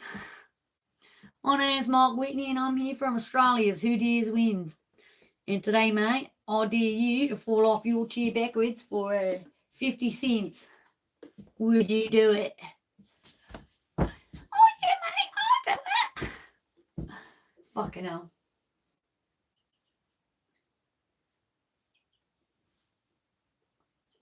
I broke my neck in the show. So fuck off. Yeah, we all sort of laughed about that. Sort of laughed. We're like, wait for round 3, bro. Surely it's 3 strikes and you're out. Like, nah, but yeah, he left in a not good way the second time. Apparently, he had to go get his whole face reconstructed at the hospital or something. I mean, he didn't look pretty when he left. His nose was, but I mean, you brought it on yourself. Yeah. Yeah, I can do a fair few accents, to be honest. I don't know where it came from or why, but I actually don't really like the Aussie accent either. I find it real twangy and annoying, and the South African accent's like real similar. Well, it's not really. If you can do an Indian accent and you can do an Aussie accent, you can do a South African accent because it's literally just like a combination of the both of them. And actually, if you like think about languages worldwide, it's sort of like that all the way around. Like Afrikaans is a little more Australian, abrupt, sort of with your African. Yeah, I don't know. It'll sort of like works its way around the world, the way languages are spoken or like accents are formed. It's kind of funny. So I don't know where I learned that weird little talent, but I don't really know if it's a talent either, being able to do the Aussie accent. Oh, no offense to the Aussies, but I did have someone come in my live chat and ask me if we're the country that has the bridge to another one, and I'm like, you mean to Australia? And they're like, oh, so you are. And I'm like,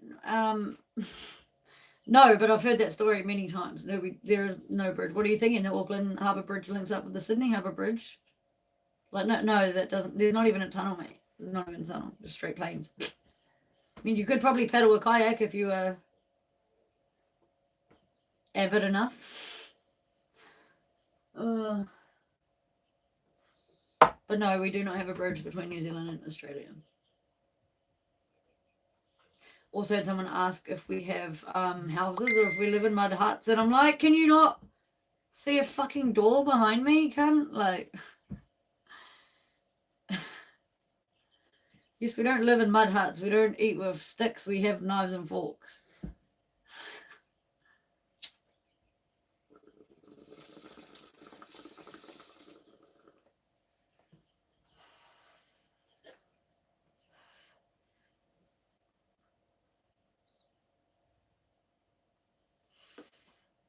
Yeah, I have a few people ask where I'm from. I'm like, bro, can you not tell? I swear we have like the hoariest accent in the world. It's like hoary English. With loads of our own made up freaking words. We're like the English language that most people really struggle to learn because they're like, huh? Did you say yeah, nah? Yeah, nah, mate. Fuck, you remember when the police campaign was say yeah, nah? I mean, like, how embarrassing is that?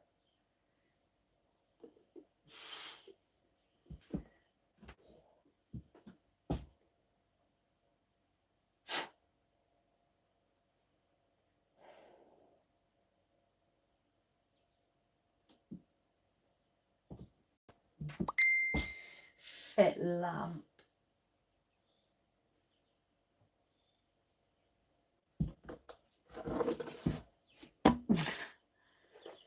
What was the other one? Nick Minute. Oh my god. It's just the way we use those things. Mid-sentence, out of context and all that shit. Other people be coming over here being like, I just studied some English. Like, this is nothing like it.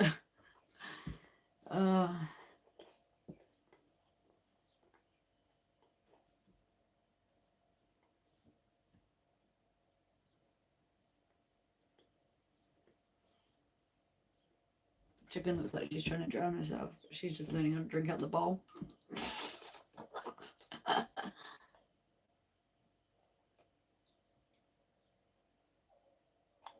Actually, I'm pretty sure you're going to be the fucking rooster. I'm pretty sure you're one of the ones that sleep on the fucking deck. Sleep on the deck, Matt.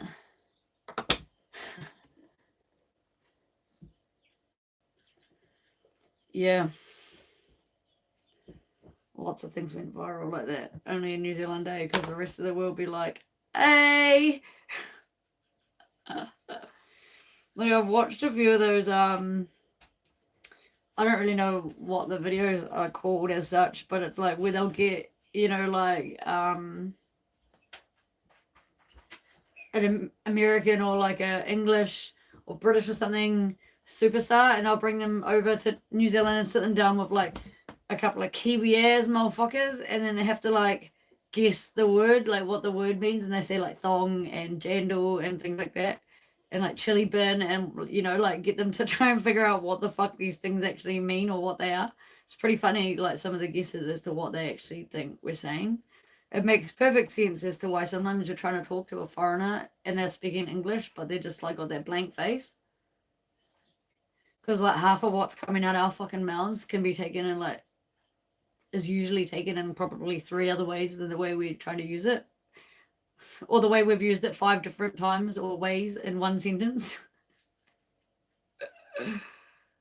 Like the word fuck, for example. A lot of people find it offensive overseas and shit like that, but in New Zealand, every other person uses swear words, and it's so funny. On Shortland Street, I've seen Shortland Street for the first time on an actual TV like 4 months or something ago. I don't know how long it had been since I had seen Shortland Street last. At least 6 years, right? They said shit and bitch on that show. Shit and bitch. Like, YouTube's gonna unfucking allow this live once it's over, because I've got plenty of apostrophes on there saying, sorry, but you have breached community standards. You cannot fucking do anything with this video. And I don't really give a fuck. Like, it just doesn't count towards my life hours, which, whatever count. Okay, whatever. Hopefully I just get some new subscribers out of it, because they still count, you know? But YouTube doesn't even allow swear words like that. And yet you're hearing words on Shortland Street about all sorts of things, you know. Inappropriate behaviours, like all sorts of things thrown. And that's supposed to be like a 7 o'clock bloody show. Kids can still be out watching that. I mean, kids do watch that. A small amount of their following is kids. That is messed up. But yeah, the way that we swear in sentences and use like certain swear words in so many different ways, and not necessarily all aggressively or anything. Someone's like, oh fuck, bro, like that's mean as. And foreigners be like, are they angry because they just said something about being mean? And they're swearing a lot. Like, why did you do that to them? That was mean. No, that's not what we mean at all.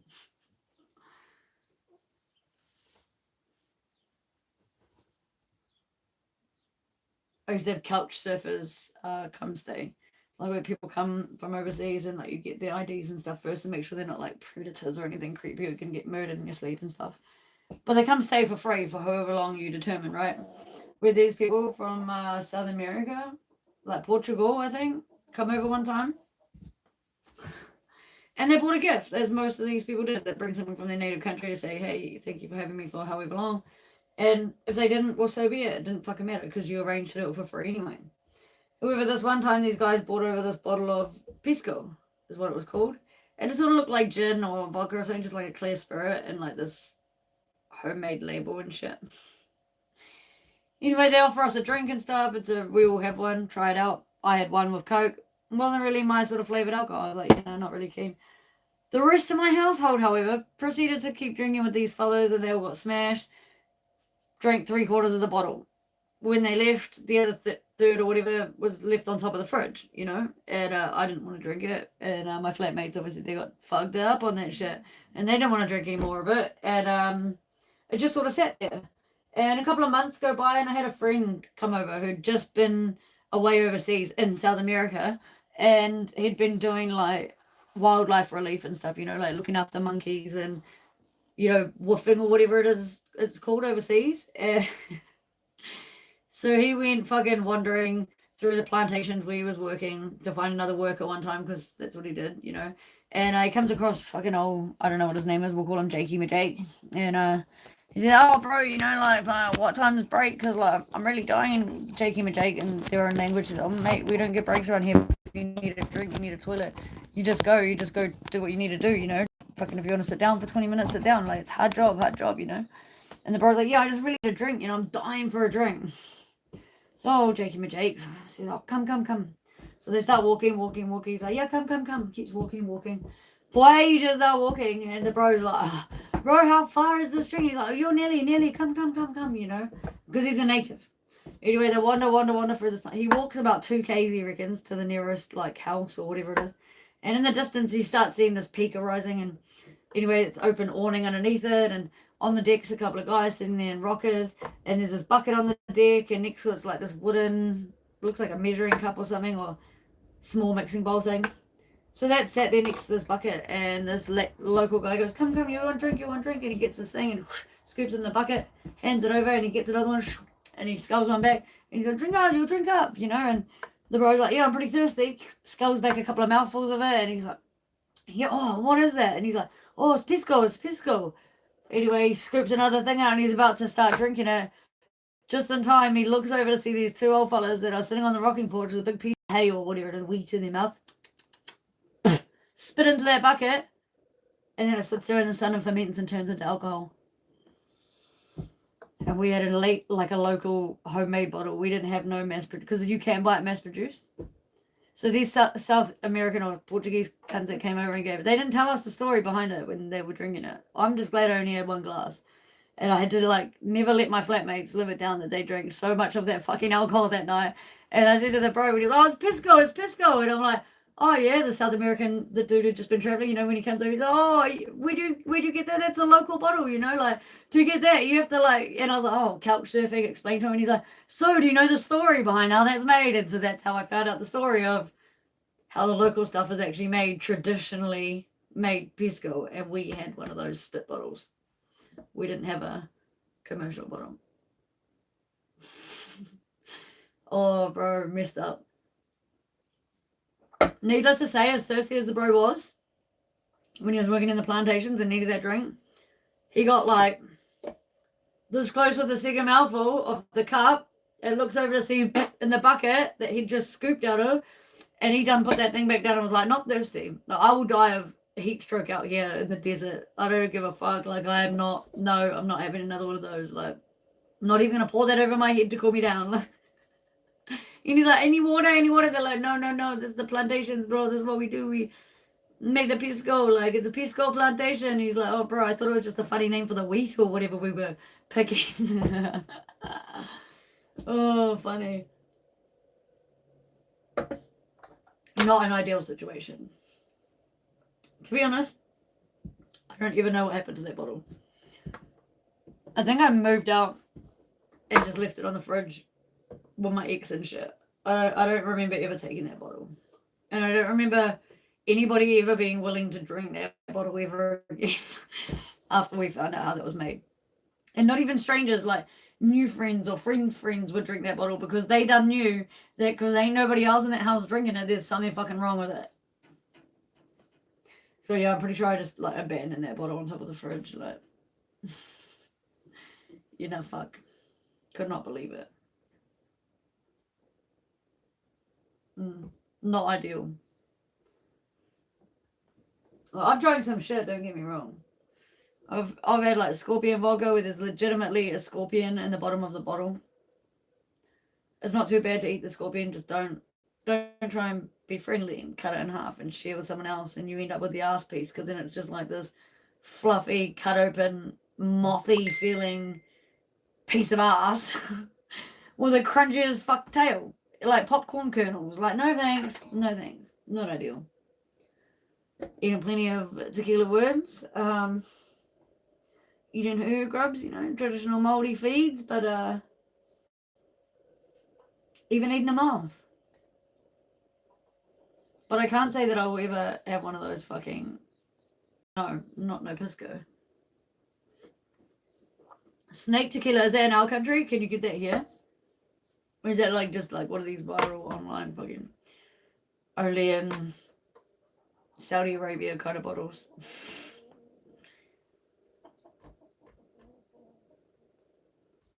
I've never even heard of it. I've seen that crazy, I don't know, what was it, gold flakes or something. I don't even remember what drink it was, but you could swirl the bottle and then it went this fucking crazy...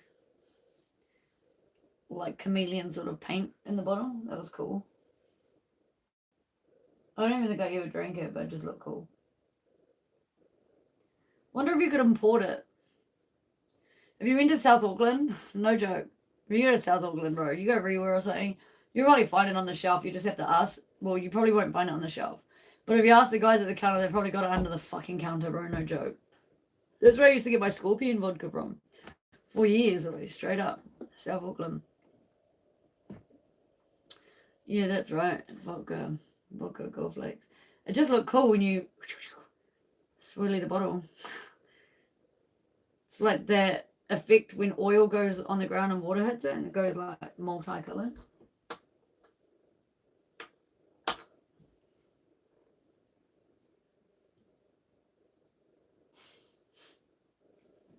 Is that a bug fly up my nose? Not ideal. What the fuck are you doing in the house? Look. No, fuck you, cunt. Fuck you. Fucking asshole. Thinks it's okay to keep coming in the house. Look. She's blind. Can you see her eye? It's white. Blind chicken.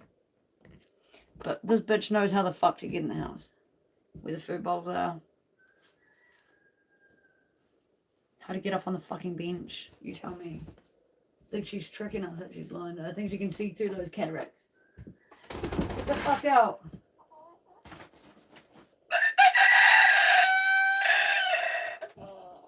Can you all get off the deck? Fucking just cleaned it. You're right, patience.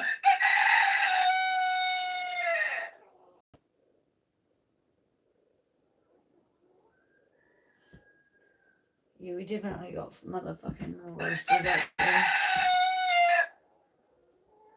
Fucking chicken be sitting on the fucking thing.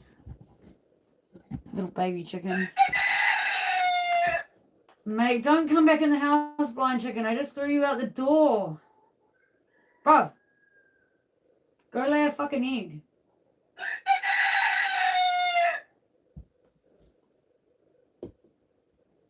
I'm gonna pick you up.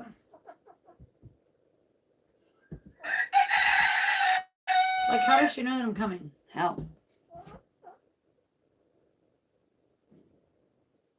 Like, how does she know I walked away? Like, she's back in the door now.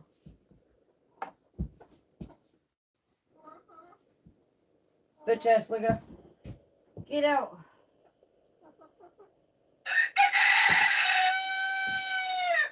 Loud ass motherfucker.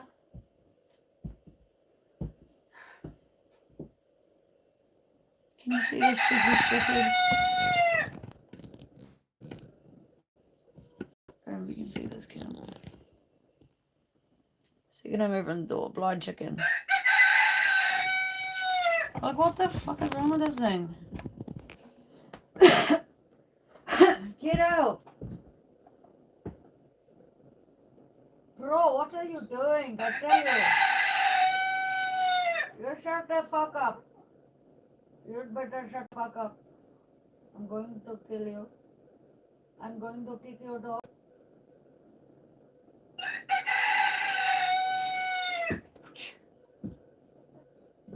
Kung Fu Panda your ass. Motherfuckers. Yeah, you pick at that MD green box. You just fucking do that, you dumbass cunt. Hey, I didn't call you all. What the fuck? Okay. See, they're like fucking raptors. Straight up. Predatory. What are you doing? Don't come in my house, bruv. If you come in the house, you're getting picked up. How about that? Picked up, put in the oven.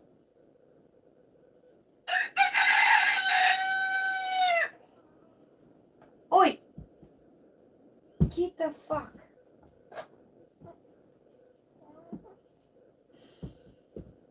I don't know which one's crying, whether it's Clover or fucking Rainbow. I didn't catch it, but they're both next to each other. Rainbow. I don't think Clover crows during the day yet. She's gonna jinx me now. He's gonna jinx me now.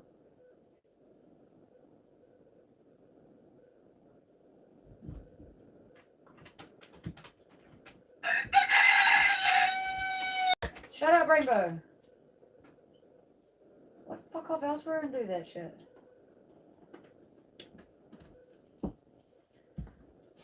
Have you seen that rooster in like Mexico or something? And it crows in the morning until it passes out like coconut.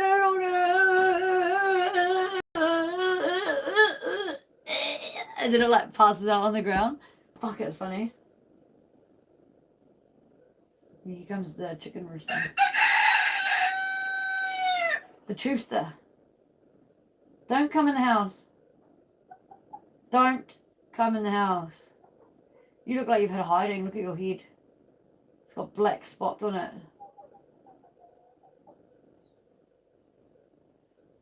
Been picked apart. Get out. Can't. You got really cool feathers though for a rooster. They look green when you look at them, but they're actually purple. It's out the gate. And that's the chooster. In the morning it chooses to be a rooster, and in the daytime it chooses to be a hen. But it acts like a chicken during the day. Don't come in the house. Don't fucking do it, Clover. Don't. Think twice. Think about your decisions. Think about them. Think long and hard. Chickens don't live in the house. Let me open the oven for you. No? Not keen? Not keen on the oven. Creepy eyes, motherfucker.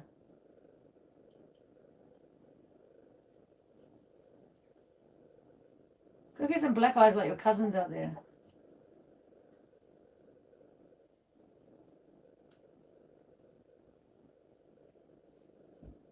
Creeps, mate. Creeps. Creepy motherfuckers. Oh, we can see that kind of cheeky ass. Oh, I'm tempted. I think that rooster might be a bit big for the oven, though. Oven's pretty small. I might just have to put her in there for a taste test. Him. I gotta start calling it a him.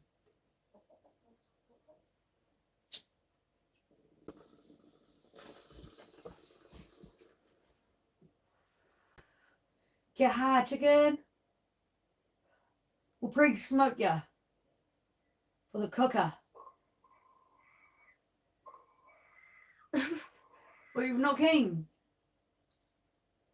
Oh.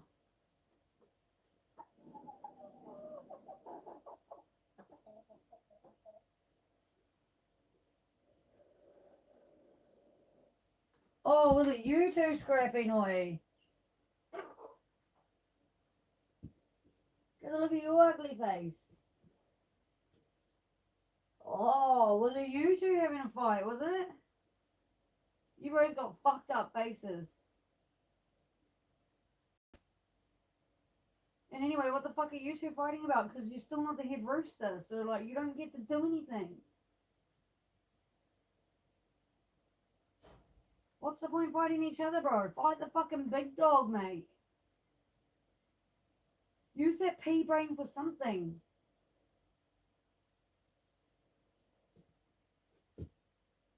Are you listening? Do you even have fucking ears? I don't even know if they got fucking ears. Surely they got fucking ears.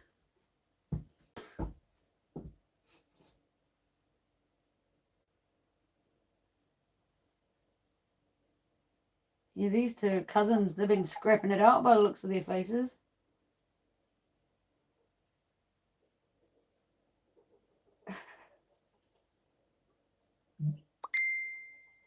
Who won that battle, bro?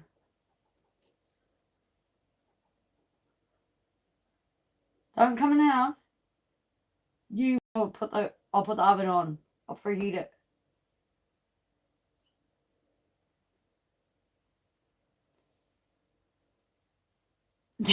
Just watch. Just get some popcorn out. Pull out our fucking beach stretcher. She'll be right, mate. Nah. For the most part, I didn't see. I can tell they've had a fight. Because the heads are fucked up. So they must have been early this morning. Because they weren't like that yesterday. But for the most part, yeah, we won't let them like just scrap it out. The only real bad fight was the first one between Angel and Rainbow. Like Rainbow just didn't want to give it up. Even though he was getting absolutely slammed by Angel, who was twice his size, he just kept going. Like I said, he's just relentless, that dumb fuck. And I think it's because he was wild. But yeah, I don't know. The rest of them, they just sort of like have a bit of a scrap, figure out their pecking order, and then they just separate themselves. So when it's feeding time, you sort of figure out who's had a fight, because instead of the roosters all like just eating around the outside of the girls, like one of them will be, as soon as the other one starts moving towards the new pile of food that's thrown, the other ones will run and move along, you know, so you can tell who's lost the fight or who's got some beef going at the moment in the chicken squad, you know.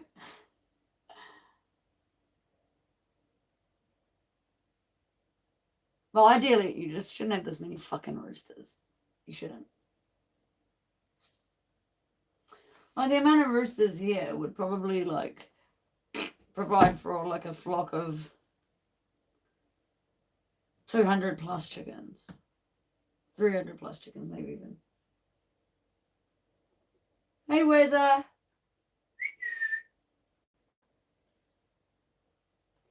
You know, I'm pretty sure it's this rooster that's lost the fight because he's just hanging out here by the fucking door. Trying to come in the house. Hey, Wazzy boy. It's not Rainbow. It's okay. It's Clover. I know they look the same. It's deceiving.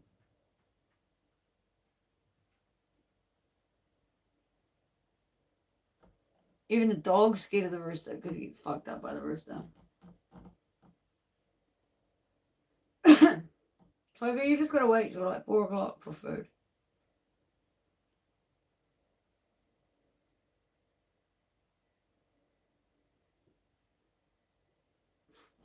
It's actually a hard mission feeding these fucking assholes. At least once a day, I have to throw some down between the top of this deck and the step just there.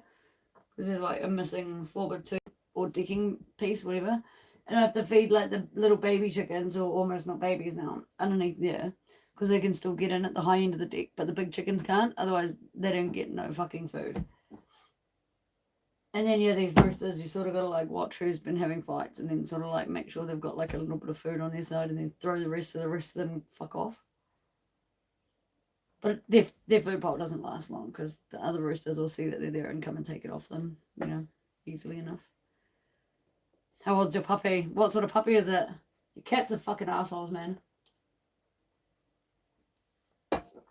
I had 5 cats at one point. None of them are mine. But I got left with 5 cats. Flatmate moved in. My ex had cats. Like my new partner that moved in like a year and a half later had a cat.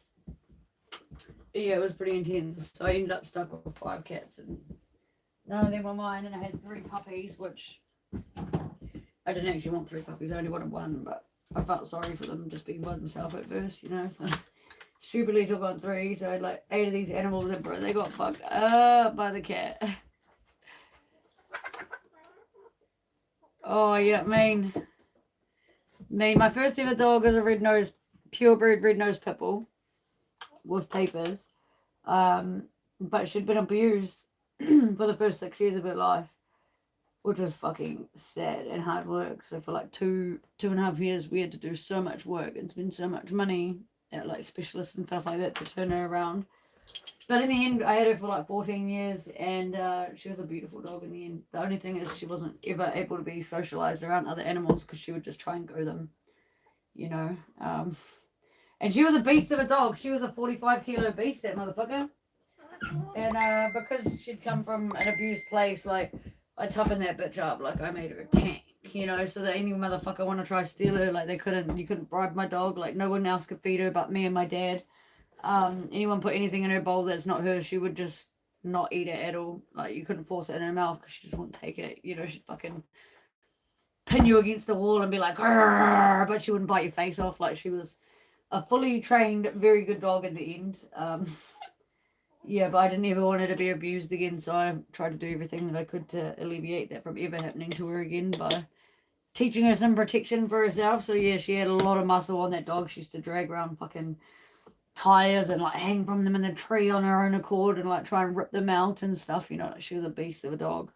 Pit bulls are mean. And my current my dog that I go down to the Waikato and see on the rig, she's a Shar-Pei cross pit bull. So yeah, she's 4 years old. Mean dogs, cool dogs, not gonna lie. Big fucking silks, want to be under the bloody blankets and fucking snuggle, and dumb bitch. The second that you pull out anything that looks like it might fit her, a sweatshirt, a t-shirt, anything, she's like sitting on the end of the bed like, putting that on me because like I'm ready for some clothes. And it's not very often that she gets clothes on. It's usually like after she's had a bath, we'll put one of those microfiber bath fucking things on her, you know, just so that she doesn't go making the bed and everything else wet. Or like some polar fleece pajamas or something on her just till she's dried off sort of thing. But for the most part, she doesn't just walk around in clothes at all. Or if she's out in the pissing down rain, like we're going for a mad bushwalk or something, we'll put like a coat on her and stuff just to protect her a little bit from the rain and whatever. But yeah, the second anything comes out, that bitch be there like, was that for me? Yeah, it's a real pity trait, honestly. Like, it's so funny that people are like, pit bulls are dangerous dogs. Any dog is dangerous. And to be honest, I've been bit more times by a chihuahua than any dog in my life. And the chihuahua's not been mine, you know, like, I've definitely been bit more times by a chihuahua than anything. 100%. And I have been bit by my own dog. I don't know if you can see, but oh, it's bad lighting. But see how it's all lumpy in here? I did actually get that weird like pull line and stuff. It's because she like bit through the tendon and whatever. But she didn't actually try to bite me. She didn't. I saved that bitch's life at the time because had she have bit the person she was going for, who well fucking deserved it, I might add. Like, the bitch is lucky that I couldn't get up and over the fence because the dog had bit me so badly that I needed to tend to this, you know. But yeah, if it had got the neighbour who had been antagonising my dog for like weeks on end at this point, literally leaning over the fence and just punching her in the head when she's just outside doing a poo and stuff. Just a fucking maggot cunt. Like, what could I say? And yeah, this particular day, she'd fucking reached over, punched my dog in the head, and then was going in for round two. So I leaned over, took the punch to the back of the head, and like went to like lean over to protect my dog. And at the same time, my dog had seen me get punched in the head and was rearing back to fucking go up and bite her. And yeah, I just put my arm in the way to stop my dog from getting put down because we all know that's exactly what would have happened had she have bit the fucking neighbour. Even though that bitch fucking deserved it. And yeah, it's funny because at the time I was calling for the person in the house to come out and get my fucking dog. And I'm like, come get fucking Casper, because I'd had well enough of the neighbor at this point. And I told the cops, because like we tried bringing the cops, we tried like reasoning with this bitch, tried being like, what the fuck is your actual problem? Like my dog doesn't even bark or anything, you know, like she's a silent stealth motherfucker. So there was just no reason for that behavior. She doesn't jump the fence or anything, you know, and she could. It's a 4-foot fence. She's a fucking massive dog. She could easily clear that. Like, I've seen her clear things that are taller than my head height at the beach and shit to jump up on the walls and whatever. Like, she can jump. She just doesn't because she knows her rules, you know. Anyway, she's treating this fucking dog like it's a menace. And so at this point, I was done about ready to jump over that motherfucking fence and just beat this bitch to a fucking pulp because I'd had enough, you know. And I told the cops like the week before, like, if you don't do something about this, I'm telling you the next time you come, you'll be needing more than the cops. Like, she'll be needing an ambulance because I'm gonna fuck her up. Like, she's hit me enough times. She's hit my fucking dog, more importantly, enough times. Like, I've been bit because of it. And if fucking any of this carries on, I'm gonna lay the bitch out. And then I'm gonna call you, okay? Sweet? Yeah, you understand? And you're like, well, you know. And I'm like, no, well, you know, do your fucking job and arrest somebody for assault. Otherwise, I'm gonna show you what fucking assault is. Legit, I don't give a fuck anymore. Needless to say, there was no more. Bitch heard me. I turned around, she's standing at the end of the driveway, and then she sees me saying that to the cops, and I think she got a little bit scared, because after that, she wouldn't come anywhere near the fence. Still ran her fucking mouth on her side of the fucking driveway, well away from our borderline fence. Yeah, no more. I think she realised I fucking meant business, because like, don't fuck with someone's dog, bro. Don't fuck with someone's children. Don't fuck with someone's dogs. Don't fuck with someone's wife. Don't fuck with your boss. Like, there are rules in life. Want to fuck around and find out? Wow, fuck. That's on you. But yeah, so I have been bit by a few dogs and not fucking good. They say that pit bulls are the worst dogs in the world and blah blah. No. It's the fucking owners, bro. Trust me, because I've owned a few of the world's worst, most aggressive, horrible breeds that are not either. Fuck out of here, then. People aren't safe to be animals. Not animals, bro. Animals don't just wake up, on out the veg, and just all of a sudden are fucking assholes, bro. Unless there's like actually something wrong in their brain. They got like cancer or something growing in there that you don't know about. Just like people aren't just born racist. It's taught to us from learned behaviors around us that we think are acceptable, only know of. And you look at children like 2-3 years old, they're looking at other people in awe. They're not oh, he's black, oh, he's Asian. Oh, why are you like, no, there's none of it. There's none of it with children. Well, what they do say is you're fat, you're ugly, because they're fucking honest little shits. But they don't judge you for your skin color or the shape of your eyes. Or if you got a slightly bigger nose because you're an islander or a Māori or like whatever. Kids don't judge you for that. But they will tell you if you do not fit in a seat like they do. Just saying.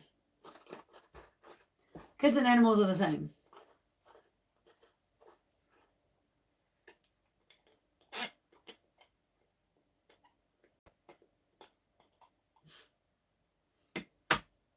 Here, Rainbow, have a seed.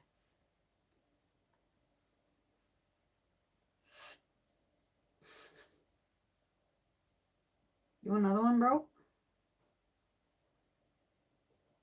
Eat some seeds and go to sleep.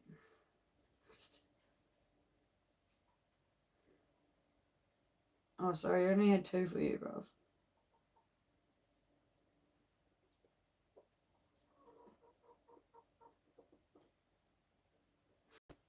I think he's quite sad about that. 100%. It blows my mind that we fucking hunt down a shark in the ocean, or many sharks for that matter, because it gone and bit someone's leg off or killed somebody. It's not an intentional thing. They're not hunting humans on the fucking shoreline, because let's be real. If a shark ate a human, that motherfucker ain't full, bro. We're not even a fucking toothpick size snack to that fucking beast of a fucking mammal. Whatever the fuck it is. Like, there's no fucking way that we would fill up a shark. And they're not going back for another person and another person. You know what I mean? They just make a mistake and it tastes good, so they want to finish off their meal. We hunt them down. We massacre and murder those cunts for the sake of hurting one human. But yeah, there's many people out here that have been done for many things that obviously we can't say on here. And it's like, we don't take their lives. We don't take their bits off them because they're, they've hurt one person, do we? No. Not at all. Look, make it make sense. We put down a dog for biting someone. But humans can fucking slaughter, kill, whatever, hurt things, damage things in other ways. And it's like, chill.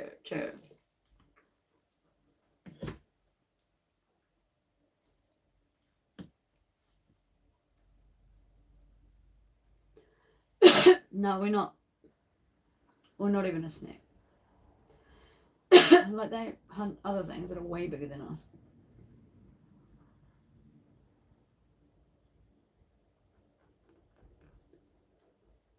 Don't come inside.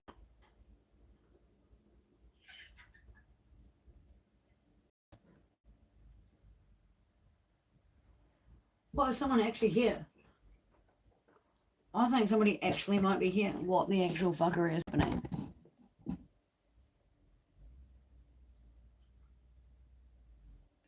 Someone's here. Actual. Coda! Cody! Oh, we actually have a visitor. It's one of the brewers that had the scrapperoos. The bitter of them. Weasel! Right. Let me turn this around. And then is in a way. Okay. I'll turn it this way anyway. To the door. And I'll go see what the fuck is going on. So many going on. Dogs, cut it out. Go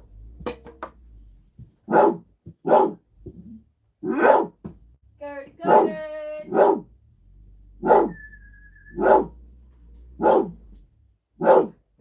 Somebody give it a push.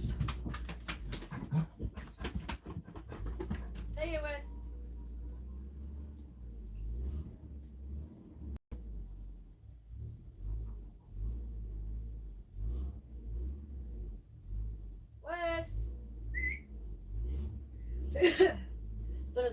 him a push for a second there. He's stuck in the fucking mud. He still is. I don't know if you can hear that. He's just wheel spinning.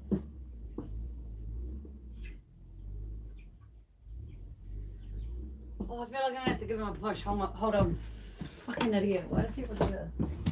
Hang on.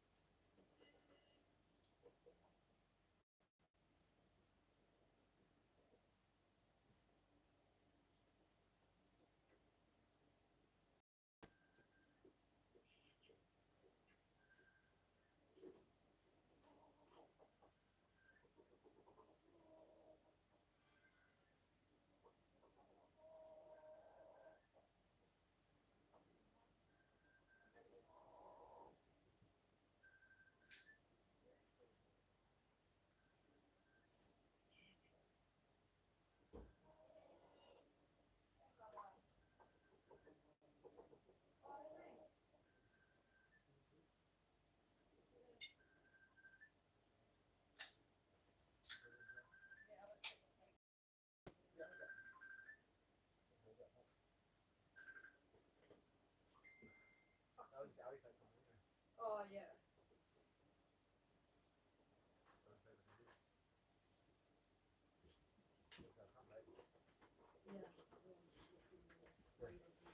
Why can't I do it? Oh, yeah. Yeah, they came out of Dad's fucking car. I didn't know if you still needed bottles because you were like, these last bottles anyway, so Oh, I just yeah. kept them separately because So I'll just be checking them down here. They're just Oh. for drainage. Oh, yo. Because we think that the bottles go up. Yeah. Oh, yo. Okay. Yeah, I remember you saying that you wanted me to go, so I just kept out of the fucking bin. Seeing my dad's phone, I was like, "Put those down." He's like, "No, fuck off, put them in my bin." And I was like, "No, fuck no, because I'm sure those two didn't need a fucking bottle." I mean, yeah, because I usually just drink cans because you can fucking crush them down and take They it put this way. this down and they like the bottle in there. Yeah. And the fucking glass is there because it's up so fast. Yeah. All right. This will be up, which is just Yeah, she Probably said, go see Davis' friend and then drum or something, drum or something. How Yeah, it's alright. are you holding up? Yeah, not too bad. Finally, like, good recovered. Finally? Yeah. Yeah. Yeah, it's been boring to yeah, but. And then not having a car for a while, and I still. What was the recorder? Eh? What was the recorder? Well, I rolled into it. Did you? Rolled the whole thing. When? Recently? Wow. Yeah, 3 cars ran out across the road. I was just doing the Alex's, and it was just the wrong corner, and the way fucking Jimmy, the RC, like, this came up over that bridge, like, Alex was like, down the window. Yeah. And it was like 25 k. Yeah. Come around the corner, but then there was 3 cars here, but then one that way, 2 cars back. Yeah. So we could sort of go like that between them. Yeah. Because I was already cutting the corner, and I would have been fine if I could have cut the corner. Yeah. Because I had to straighten up and then sort of Jimmy between them. When the bum came up and over that little bit of a ridge, so the whole thing just went sideways and it was just a solid roll over my line.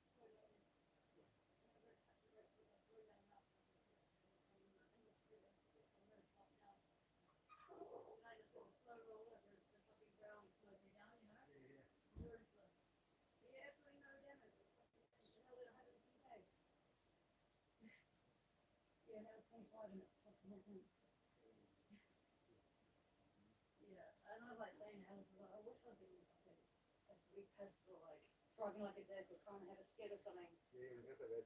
Yeah, I feel like an idiot. You justify to yourself. Yeah, 100%. 100%, yeah. But hard when it's something stupid like that at such a low speed.